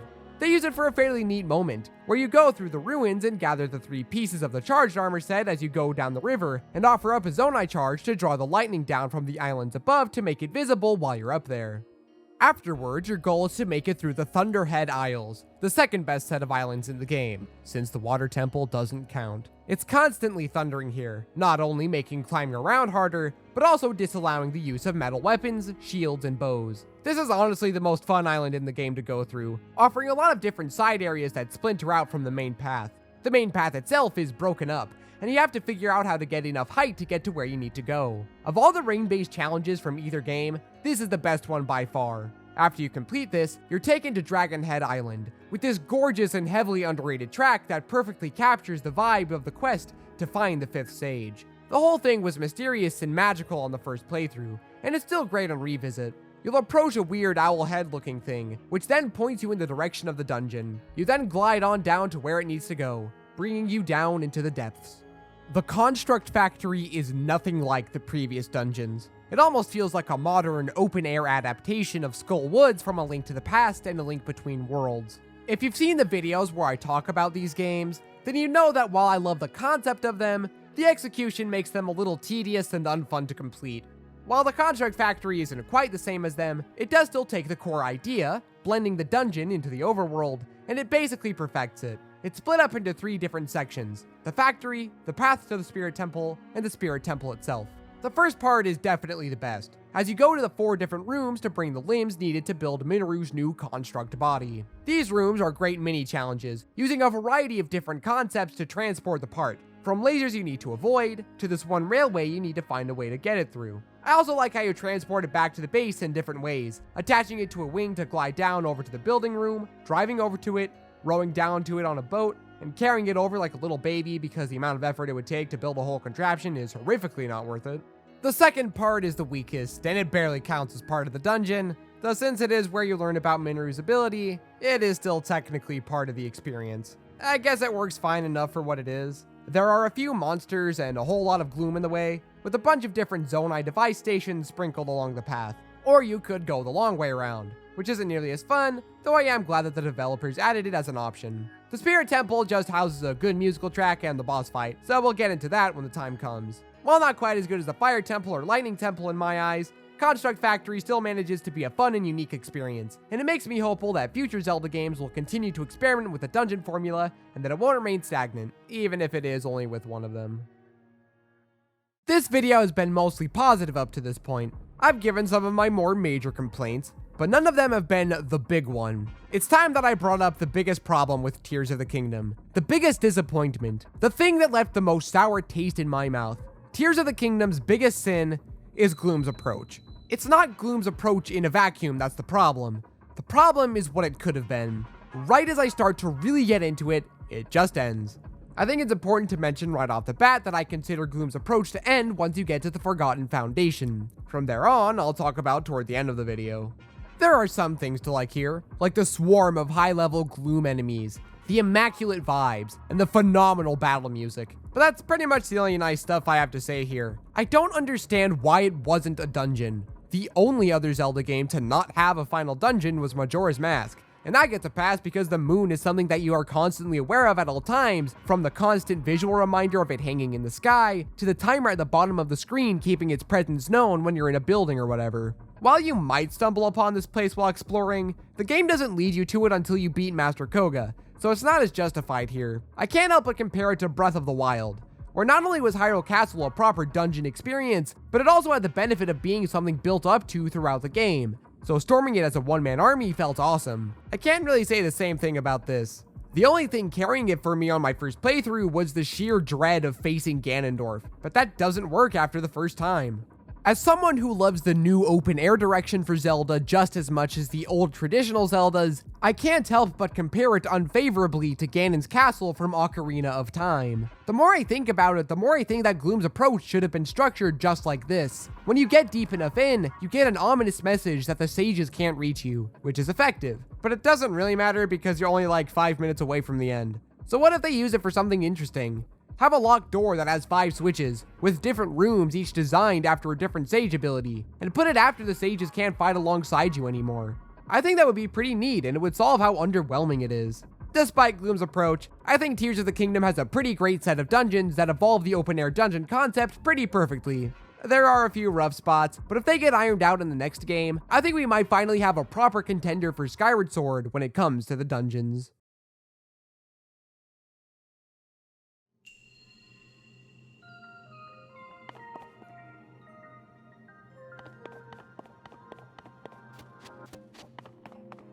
I think the most impressive thing about the shrines in Tears of the Kingdom is that not only are there 152 of them, but also that all of them are good. In fact, I enjoyed them so much that I can't envision a playthrough where I don't do all of them.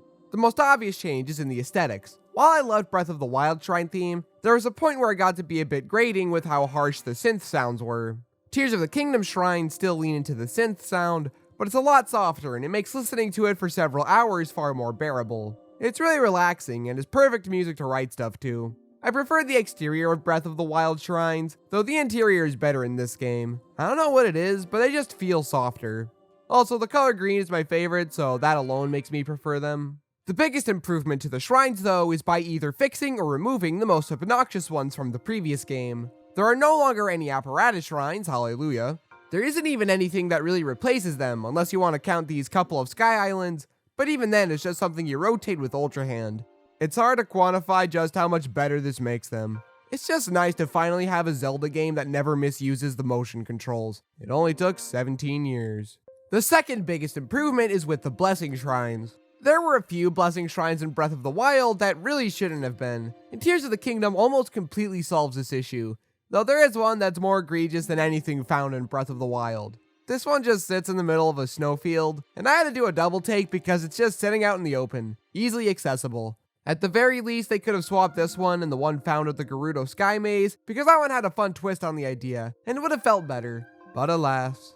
The Blessing Shrines that aren't tethered to a shrine quest are mostly found in caves, where part of the challenge is finding your way to them from there. The ancient prison ruins are a maze of trying to find switches and holes in the floor to snake your way over to where the shrine is. It's like a little mini dungeon. One of them has you needing to get to the other side of a river that's constantly rising and falling with an NPC. One of them is in pitch black darkness that you need to navigate, etc. Now, most of these, outside of the ones I've just mentioned, are just sitting there with no greater challenge associated with them. Though because finding them is a challenge in and of itself, I don't mind too much that they're only Blessing Shrines, since it was still harder to get to. This isn't to say they're all an amazing improvement though, because there are a lot of combat tutorial shrines. They're fine. I finally learned about how to throw items from one of them. The problem is with where some of them are put. For the most part, shrines feel like they're placed in good spots, but some of these are really weird and baffling. Like, why is there an archery combat tutorial here? That's such a tucked away spot. How would any novice player find their way here? Outside of a couple of these, I don't have any complaints. When they first revealed Fuse, my first thought was what they would do with a test of strength shrines. While they were a somewhat neat concept, they were all haphazardly copied and pasted around the map, with only a couple of differences. It made them feel boring at a certain point. Not only does Tears of the Kingdom improve the concept, but it also taps into one of the best challenges in Breath of the Wild. Eventide Island was one of the best parts of Breath of the Wild, stripping you of all your gear and forcing you to explore the island for weapons and such to help you find the orbs necessary to complete the challenge.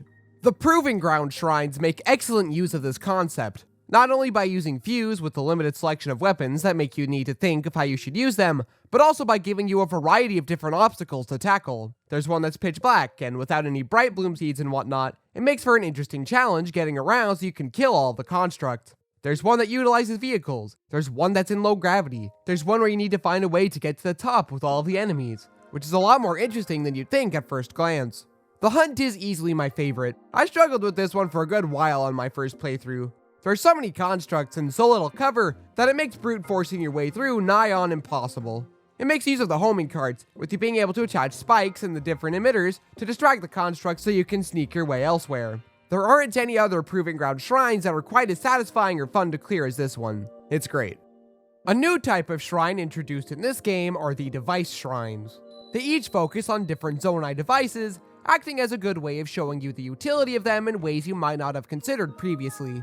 This would also be a good place to mention that shrines don't use your energy cell, because it would make solving the puzzles a bit too frustrating. I didn't even notice this until I was halfway through completing all of them for the first time. A lot of them are placed in the central Hyrule region, and there was a point where I did one after the other that I wondered if this was all that the shrines would be for the first hour after the tutorial. That's not to say that they're bad, far from it.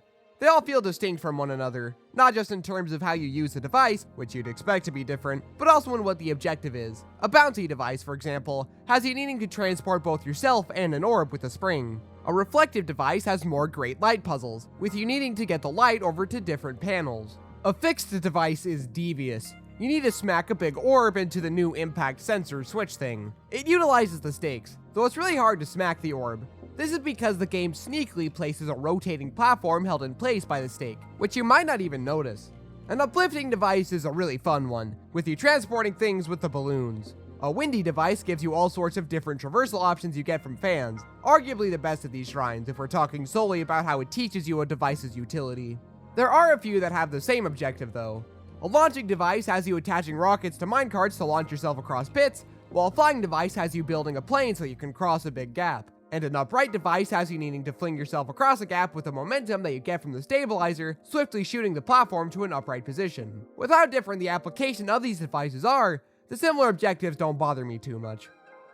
The main attraction here are the puzzle shrines, and to say that they're an improvement over Breath of the Wild shrines would be an understatement. The biggest culprit for this is that Tears of the Kingdom has far better puzzles, but there's also one nuance that might go overlooked that also makes the shrines fun to go through. While you can't bring out any Zonai devices while inside a shrine, you still have access to all of your materials, and more importantly, whatever you have fused to your shield. You can use your rocket shield or spring shield to help clear gaps or get up to taller places, which can allow you to bypass the puzzles in a lot of shrines. You could call this an oversight, but I prefer to look at it as just another tool in your already robust set. Again, it ties into what I said about the puzzles earlier. There's never a point where it feels like you did a puzzle in the obvious or intended way. How you solved it is how you solved it, and there's always a great joy in that. In Forward Force, I was determined to skip the shrine. Even with the powers of time-shifted teamwork, I wasn't getting anywhere. But by attaching different things to the ball and grabbing it from the lowest point, I was able to get enough height to skip the whole thing. While it was fun to do that, on a revisit I was a little bummed to learn that I skipped what is actually a really fun shrine centered on finding different ways of getting the ball through a series of different obstacles. There are so many neat shrines in this game, with so many different ideas. From a prone pathway and its switches that rotate the entire surrounding architecture, to spinning gears with its neat little puzzle where when you use recall, it will turn the gear in the opposite direction. As you might frickin' guess, dumb idiot child with his dumb idiot script. To long or wide and its vast improvement of an idea from an apparatus puzzle in the previous game. To moving the spheres and how it makes you use the different stone spheres to cross gaps by placing them on a sharp angled surface. To timely catches where you have to drop a sphere from a great height and then dive down to beat it so you can move a switch in the way for activation. To the way up and how you can use either recall or ascend, or both in conjunction with one another. To Unlit Blessing and its neat subversion of blessing shrines. To Fire and Water and how it has you moving different boxes and positioning them so you can get to the end of a shrine. That's only scratching the surface. Practically every shrine has an engaging challenge to overcome, and if it doesn't have one, it doesn't overstay its welcome. If the placement of one blessing shrine in the middle of the snowfield and the few combat training shrines were shifted to be in more sensible locations, then I think Tears of the Kingdom would have a perfect selection of shrines, though I'll still take near perfect too.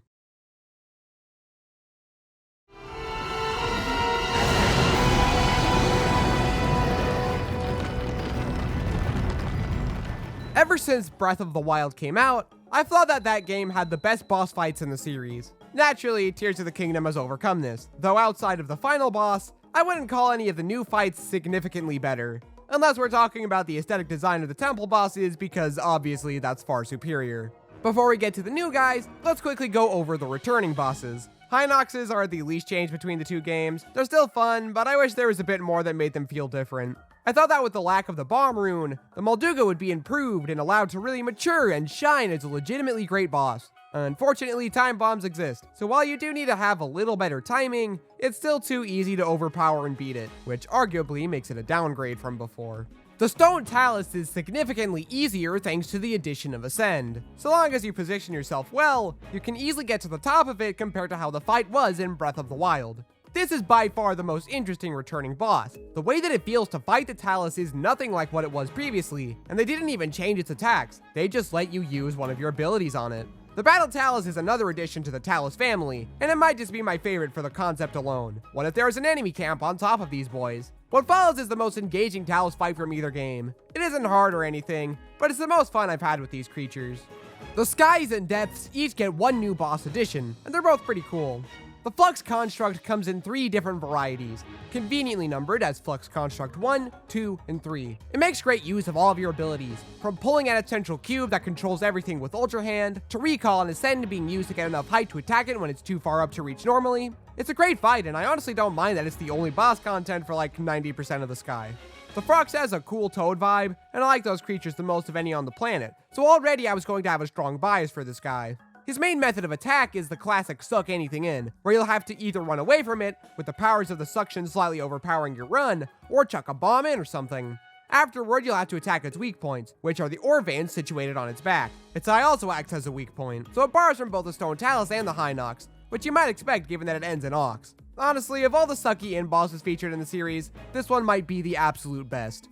However, it isn't the best fight found in the depths. That honor goes to Master Koga. The fight from Breath of the Wild was more of a joke fight, and I liked it for what it was, but man are these ones better in every way. There are 4 in total, and they're all wildly different from one another. The first 3 are each focused on a different vehicle type: a car, a plane, and a boat. The car one is easily the weakest one. It's just not quite as engaging or fun as the later 2. The one in the plane is great. For some reason, the idea of building my own never occurred to me until writing the script, but not building one is still super fun. Avoiding all of his attacks and using the nearby springs to launch yourself up to destroy him. The one in the boat is the best of these though. After every time you attack him and he teleports away, you take the boat he was using, effectively trading them between each other. Sure, a lot of it is just downtime as you drive around the water in circles, but counterpoint, I don't really care. The last one is a giant mech fight, and I don't know if this is sacrilegious, but of the 2 mech fights featured in the game, this is the better one. It's just fun knocking him out of the piloting seat, using Recall to annihilate him with the bombs he throws at you, and ending it by knocking him into the fence. Plus, you get an amazing exit cutscene afterward.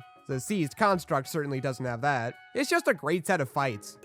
Gleeok has always been a hit or miss boss across the series for me. He's either one of the best bosses in the game or one of the absolute worst. Tears of the Kingdom continues this tradition because he is easily the best overworld boss in the game. There are 4 variations of Gleeok: Flame, Frost, Thunder, and King. Each of them attacks you with a different elemental beam, with the King Gleeok combining all 3 of them. Your goal is to attack each one of their heads to stun it so you can get some real damage in. It's a really engaging and fun fight for the first bit, but it's the last phase of the fight that sends it to being my favorite Gleeok fight in the series. It'll fly up super high into the sky, with you needing to use its attack to gain the height necessary to reach it. I don't know exactly what it is about this action here that does it for me. It just makes the fight feel more special, I guess. Plus, the sight of it crashing down and seeing a nice chunk of its health go down from the fall damage is pretty satisfying. The last overworld boss to talk about isn't quite as good as the Gleeok, but it sure leaves the biggest impression. To be honest, I'm surprised that I haven't really brought up the Gloom Spawn yet, considering they're one of the coolest parts of the game, but better late than never. Breath of the Wild featured Guardians, these huge, scary enemies that would relentlessly chase you down with a spooky theme. With Tears of the Kingdom gutting Sheikah Tech and exploring the surface for a bit, I was a little bummed that there didn't seem to be a replacement for them. Then I went into Linder's Brow Cave. There was a shrine up on a ledge, so I naturally went over to it, only for these frickers to show up. They have their own spooky theme. The sky turns blood red, and they're incredibly swift, relentlessly hunting you down until you get out of their range. You can't as easily spot them as Guardians, and so they manage to be an effective jump scare every single time they show up. The fight itself is solid enough. Just attack the eye in the center of each of the hands and you're good.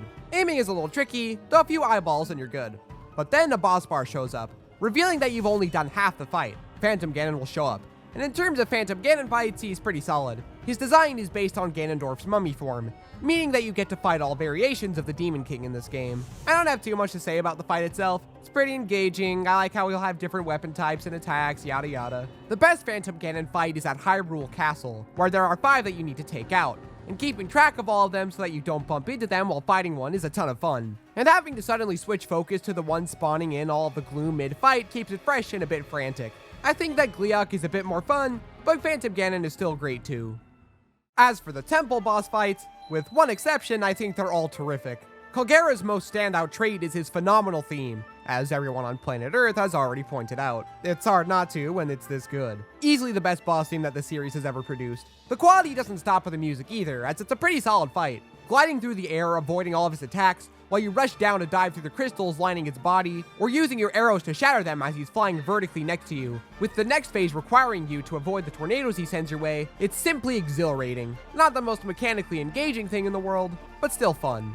Marbled Goma is this cool rocky spider thing, with the fight taking place in this round arena where you can send Yunobo rocketing up the wall and to the ceiling, with you aiming where he goes to strike the boss down. There'll also be explosive rocks that fall from the ceiling that you can either destroy with Yunobo, or move out of the way with Recall, all while shooting at its eye from the ground level. It's a fun fight, even if not super memorable or talk aboutable. My gosh, I am an amazing writer. Not sure if it's my favorite Goma boss, but it's definitely up there.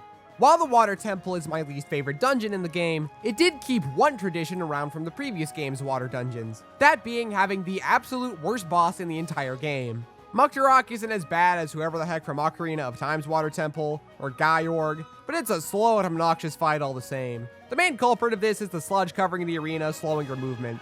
The obnoxiously fast movement of the enemy is just not a fun fight. I feel nothing but pure annoyance whenever I have to fight it. Simple as that. Queen Gibdo is a pretty hard, yet sufficiently fun fight. Easily the best of the 5 dungeon bosses. She has a sand laser thing you need to avoid, she'll fly around the arena, block your arrows and your vision with these large sand shroud attacks, and just generally make your life a pain even when using Riju's lightning ability. I love the second phase where you have to deal with a bunch of Gibdo appearing, and when you destroy the nests, it reveals light that you can use as a substitute to attack the Queen Gibdo if you have a mirror, which is a clever way of incorporating the classic Zelda boss tradition into the open air boss format, and I hope that future entries do something similar. My third favorite boss in the game. The last one to bring up is the Seized Construct. On my first playthrough, I hated it as much as I hated Muktarok. On repeat playthroughs, knowing what the heck I'm doing, it's a solid little fight. It's like Rock'em Sock'em Robots. Your ultimate goal is to whack it into the surrounding fence using whatever Zonai devices you brought in with you, and whatever is lying in the corner. It's not my favorite, and it can be a little frustrating sometimes, but when you really get into it, it can be pretty fun. It'll use a variety of Zonai devices against you, and even start flying in the second phase, and since you aren't forced to solely rely on Minoru, determining when it would be best to use Link's abilities and when to use Minoru's can be pretty enjoyable. Not one I'd actively seek out to refight, but whenever I go back to the Spirit Temple on future playthroughs, I know I'll probably have a good time. Overall, the bosses in Tears of the Kingdom range from phenomenal to decently solid, with only 1 or 2 stinkers here and there. I wish there were more that took advantage of all of your abilities like the Flux Construct or the Stone Talus, but otherwise they're some of the best in the series. Now you might have noticed that there are a couple of bosses that I left out of this section, and there's a good reason for that. There's one last thing to bring up in this video, and I can't put it off any longer.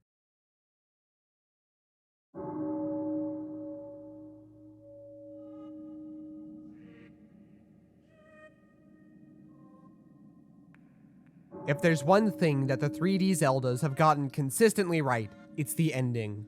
Climbing a set of stairs to face Ganondorf as he plays his theme on the organ, being so powerful that he overcomes one of the game's core mechanics, then having to escape Hyrule Castle as it crumbles, with one final battle with Ganondorf in his beast form in Ocarina of Time, going inside the moon to find a peaceful grassy plain in Majora's Mask, facing Puppet Ganon before climbing a long rope to face Ganondorf, with the last battle taking place with water rushing in from all sides around you in Wind Waker. Climbing a long set of stairs utilizing many of your items to get around the holes that block your way. Facing down a dark nut blocking your way to the 4-phase final battle, as you make your way from the castle throne room out to Hyrule Field and Twilight Princess. Skyloft crashing down to the surface, destroying Demise before Girahim swoops in and takes Zelda to the past to use her in a ritual to resurrect his fallen master, with you rushing down through an army of bokoblins, hitting their weapons not staggering Link, but rather the bokoblins themselves, illustrating how powerful he is before getting to the bottom and finishing Girahim before Demise shows up and challenges Link, with Fi announcing that the only way back is to defeat him, with the final battle happening in one of the coolest looking arenas I've ever seen in Skyward Sword. Storming Hyrule Castle after seeing it from afar the whole game, having recovered your memories and strength, ready to avenge the lives lost to Calamity Ganon. The sky changes color as you approach the sanctum, Calamity Ganon's unfinished body crashing through the floor as you engage in a battle somewhere below Hyrule Castle before being taken to the fields to face his final beast form in Breath of the Wild. All of these endings are great, but Tears of the Kingdom is just built different. Not only does it have the best endgame of any Zelda released so far, and honestly of any Nintendo game in my opinion, but it is also the best part of the game in general. Everything is perfect. From the music, to the gameplay, to the visuals, it's all top notch, and is the Zelda team firing on all cylinders to create one of their most spectacular showings to date. It's so good that I'm dedicating an entire section of the video to it, which I haven't done for any game that I've covered on the channel so far, which is how you know I ain't exaggerating any of this. After you get through the disappointment that is Gloom's approach, you'll arrive at a familiar staircase. A bit further and your suspicion is proven correct.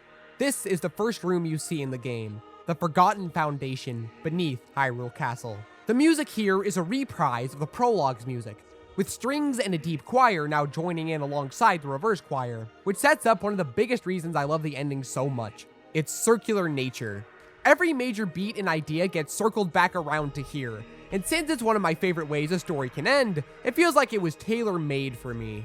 There are a few Gibdo blocking your way, but it otherwise remains just as lifeless as before. Then you arrive in the mural room.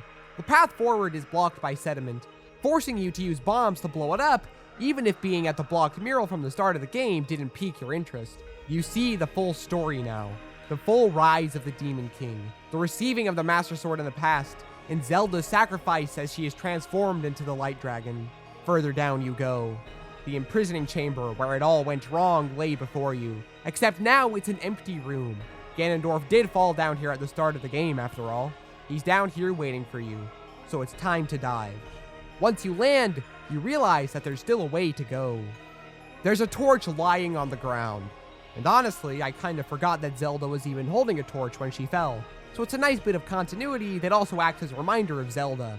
This is it. Time to face the Demon King and fulfill her wish to you. A little way down, you'll find a jumping pad just like at the start of the game. It's time to dive. You jump and the music pops off. Unlike the last 3 games where you ascend to reach Ganondorf, you descend down to face him. Once you land, you're in for a sweeping 4-phase battle, starting with the Demon King's army. The strings in this part are so good. It's a horrifically underrated piece of music that nobody ever talks about for some reason. The sages all show up to help you out, with Tulin getting the line as you would expect. This is just a warm-up to the actual final boss encounter. Different waves of enemies will all appear, from bokoblins to Lizalfos to Gibdo to Moblins. It isn't super difficult or anything, but it doesn't really need to be. It is only the first of 4 phases after all. It's kind of like the Monster Control Crew side adventures. You're fighting a large group of enemies with a small army, and it's really satisfying and fun. It's definitely the least memorable part of the end of the game, but it still serves its purpose just fine. Once the army is defeated, you'll be in for a 5-phase boss rush if you haven't completed all of the dungeons. Or more likely for most playthroughs, the 5 bosses will appear, with Tulin, Yunobo, Sidon, Riju, and Minoru each taking on their respective boss, leaving Link to face Ganondorf alone. As you enter the final arena, high above is almost a thorny throne, fitting for the King of Demons. Ganondorf sits atop it and, seeing Link enter, gives a monologue. I have seen some people criticize this speech because of how generic it is, but I don't really agree with that sentiment. Sure, he does start off a little generic, with the whole world should be shrouded in darkness rigmarole, but afterward, he gets a little more specific and original. He gives his motivation for his actions by referring to the Zonai as peace-loving cowards. He states his continued denial of Link and his abilities, calling it disappointing how he, of all people, is the last person he is to face on his quest for domination. After Ganondorf's long speech, Link pulls out the Master Sword. Comparing how he pulls out the sword when facing Ganondorf compared to when he was facing Calamity Ganon, an interesting detail is his expression. It was more natural and calm in Breath of the Wild, while in Tears of the Kingdom, he glares at his opponent. Calamity Ganon has no mind. It's a being of pure hatred and rage, while Ganondorf is an intelligent and calculating person. This fight is far more personal this time around. The second phase of the final battle is Ganondorf in his regular form. This phase is pretty easy, and the music is understated. On my first playthrough, this instilled within me the most amount of dread I had experienced thus far. I had more trouble with Phantom Ganon, and yet here I was, easily beating the final boss of the game. I knew that the next phase of the fight was going to do something that would justify this. It's still a fun part of the fight, and it gets you used to facing Ganondorf pretty well before it gets real. But there's not much to really discuss about this part of the fight, other than how much terror is set up in what looks on the outside to be a fairly simple fight. Ganondorf, having gotten all warmed up and in a nice mood for battle, flaunts his abilities with the Secret Stone. He finally fully restores himself to his powered-up form. The developer said, "Oh, you didn't like how half of Calamity Ganon's health was deleted when you played through the main story? Boy, do we have a solution for you." The health bar starts where it normally is on every other boss, but it then slowly extends to the edge of the screen. A moment so impactful it left me wide-eyed and mouth agape. When I first saw this, my immediate thought was Calamity Ganon. It wasn't just that Calamity Ganon was half defeated before you even did anything either. It was mainly the idea that because they did that for Calamity Ganon, then surely they would do the same thing here. It would be like one of those forced to lose scenarios where the Light Dragon would have to come in and bail you out or something. But then he wiped the floor with me, and I realized they honestly did just expect you to get good. Words cannot describe how refreshing that felt. It's the moment that it went from a pretty good final boss battle to my favorite final boss fight from any Nintendo game. The third phase of this final battle begins with my favorite line from Ganondorf in the game. You'll be taking far more than you're on this time. It's so good, and it sets the mood beautifully in combination with the health bar. This fight really challenges your skills. He has attacks that can permanently take one of your hearts away, and he can dodge your attacks with a flurry rush of his own. Though he just comes at you fast instead of attacking you in slow motion with nothing you can do about it, because that would be unfair. He can also dodge you when you're in the middle of a flurry rush, just to accentuate his power even further. He'll switch to different weapon types, each with its own attack patterns, and it just feels like they took advantage of the fact that he's an intelligent person rather than a mindless beast. The first half has the sages all appearing one by one to help you deal with the several clones that Ganondorf has made of himself. And it's a little comforting to know that you're not alone in this fight, which is why once his health gets down to the normal boss amount, he dismisses his clones and knocks all the sages unconscious and finally accepts Link as someone worthy of facing in a one-on-one duel. The music during this part is a remix of Calamity Ganon's boss theme. This music properly connects the two together. Calamity Ganon was always just a distraction, and this was the real threat the whole time. Hearing it really heightened the fight for me. It felt like the big climax of not just Tears of the Kingdom, but of both games as a whole. Even when you have a bunch of overpowered weapons and can decimate him in seconds, the fight is still a load of fun and engaging because of how much variety there is in the attacks that he does. This isn't like Twilight Princess, where it's very slow and drawn out. Ganondorf chains together a bunch of attacks you have to counter while throwing out attacks of your own. It's quite thrilling, and I think it marks the best duel the series has ever offered. Once you get his health bar down to 0, he'll bend his back over into a position similar to the one he was in at the start of the game when he was pinned down by Raru's hand. But he refuses to be beaten. His desire is no longer to rule Hyrule, it's to win. He's willing to sacrifice who he is just to beat Link, leading to his selfish sacrifice as he turns into a dragon, scooping Link up as he heads skyward. When we cut to the surface, the Draconification theme plays in full. Unlike when Ganondorf swallowed the stone, which had a more sinister edge, this is the same general vibe as normal, just with the music played on darker brass. While this dragon is evil, the sight of it emerging from the chasm below Hyrule Castle is still an awe-inspiring sight. I like the parallel between seeing this serpent figure sweeping around Hyrule Castle in a similar manner to Calamity Ganon's spectral boar form swirling it at the start of Breath of the Wild. It's a nice bit of connective tissue that really wraps the story of these two games quite well. After all this time, the last realm safe from Ganondorf's evil, the last remnant of the Zonai, the sky, has finally been breached by the Demon King. But then, the Light Dragon comes in. A neat detail I noticed that might not have even been intentional is that Link doesn't free himself from the dragon's grip, and the Light Dragon doesn't free him either. Instead, it's the Demon Dragon's roar that does it, its first roar might I add, showing that even now, After he's lost his mind, his hubris will still be his downfall. And here we are, the fourth and final phase of the fight, the coolest part, the Demon Dragon.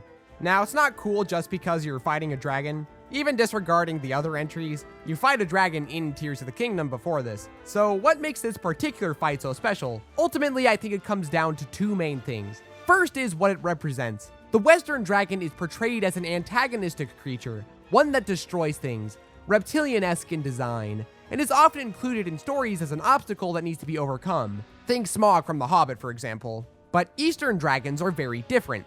They're spirits, sometimes even gods, representing good or pure qualities. Tears of the Kingdom's dragons are primarily inspired by the Eastern dragon, with the only fight you engage in being a dragon inspired by the standard Western design. This means that on a narrative and thematic level, the Demon Dragon is the ultimate perversion and corruption of good, far more than the murder that Ganondorf committed to obtain the stone, far more than the destruction and death he brought upon the world in his attempt to seize it for himself. Second is the inclusion of the Light Dragon. Riding a dragon that you leap off of to land on another dragon to attack it, that it's impossible to overlook how superior it is compared to not riding a dragon to fight another dragon. But there's a deeper level here than just that. A lot of Zelda games incorporate her into the final fight to help Link in some way, whether it's applying the Bow of Light or even firing it. But Tears of the Kingdom takes it to a whole new level. It wouldn't be possible to face the Demon Dragon without her. The biggest problem you face when fighting Gleeok is getting the height to face it when it ascends to the sky, which is not an issue here. She's there to catch you when you fall, and to give you the boost you need to climb above him. So that's all well and good for the narrative and thematic stuff in the game, but what about the fight itself? To put it bluntly, it's pretty good. It's helpful to look at Dark Beast Ganon to really illustrate what it does well. Both of them are similar as far as being a big cinematic conclusion goes, but Tears of the Kingdom goes beyond just having the final boss be a dragon to fix the Dark Beast Ganon problem. There's less pressure on the Demon Dragon because of how challenging and mechanically satisfying the fight immediately preceding it was. Calamity Ganon isn't a bad fight, I actually find him to be quite fun, but he isn't challenging enough to justify the ease at which you beat this final form. But the bigger thing is that even looking at them removed from the context of the ending, the Demon Dragon is just a more mechanically interesting boss. Riding around on horseback, waiting for the glowy points to open up while avoiding the easiest to dodge laser in the world, has nothing on diving and avoiding, admittedly still relatively easy projectiles, while positioning yourself to land on the different weak points. Or you could shoot arrows, which isn't quite as effective, but I didn't know that you could use the Master Sword on my first playthrough, even though Link literally pulls it out, which makes the fight even more fun. And just like every 3D Zelda that came before it, the final blow is incredibly satisfying. The Demon Dragon summons one more Blood Moon as you dive down and shatter the secret stone on its forehead, the final smash lingering in slow motion. Link steadies himself as he pulls the sword out. Finally, it's time. Just like how he pulled the sword out of the Light Dragon's head, he's gonna plunge it into the Demon Dragon's, and man does that feel good. The Demon Dragon starts to slowly evaporate as the Draconification theme plays for the last time. This time far more triumphant, while also being mixed in with the game's main theme. He explodes like a nuke, just to really let you know that you did indeed destroy Ganondorf. This is then followed up with the single best shot in the entire game. The gorgeous, blinding sunrise that overpowers the right side of the frame as Link sheathes the Master Sword while standing on top of the Light Dragon. It doesn't get much better than this. But the game isn't over just yet.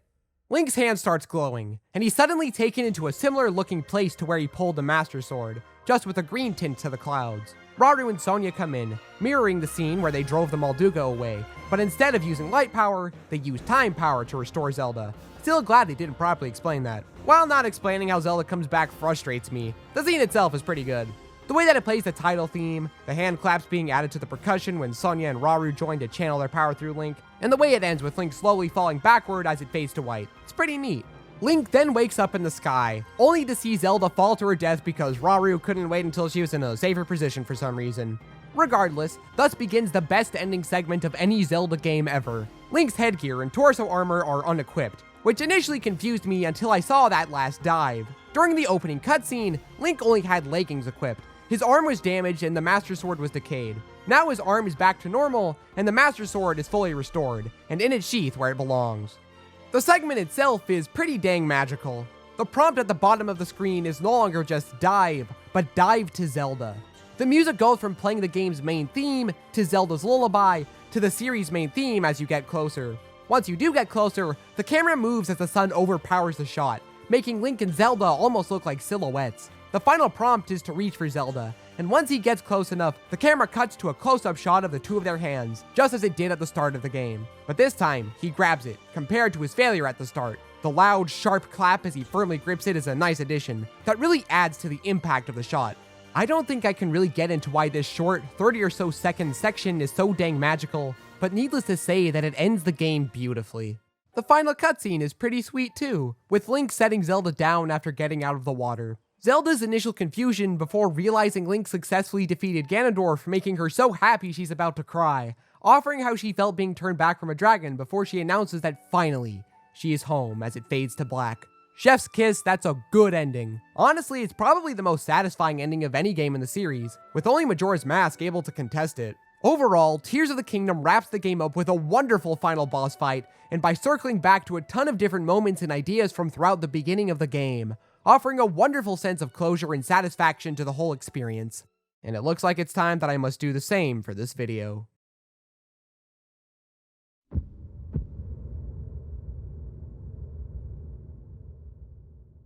Creating a sequel is like trying to recatch lightning in a bottle.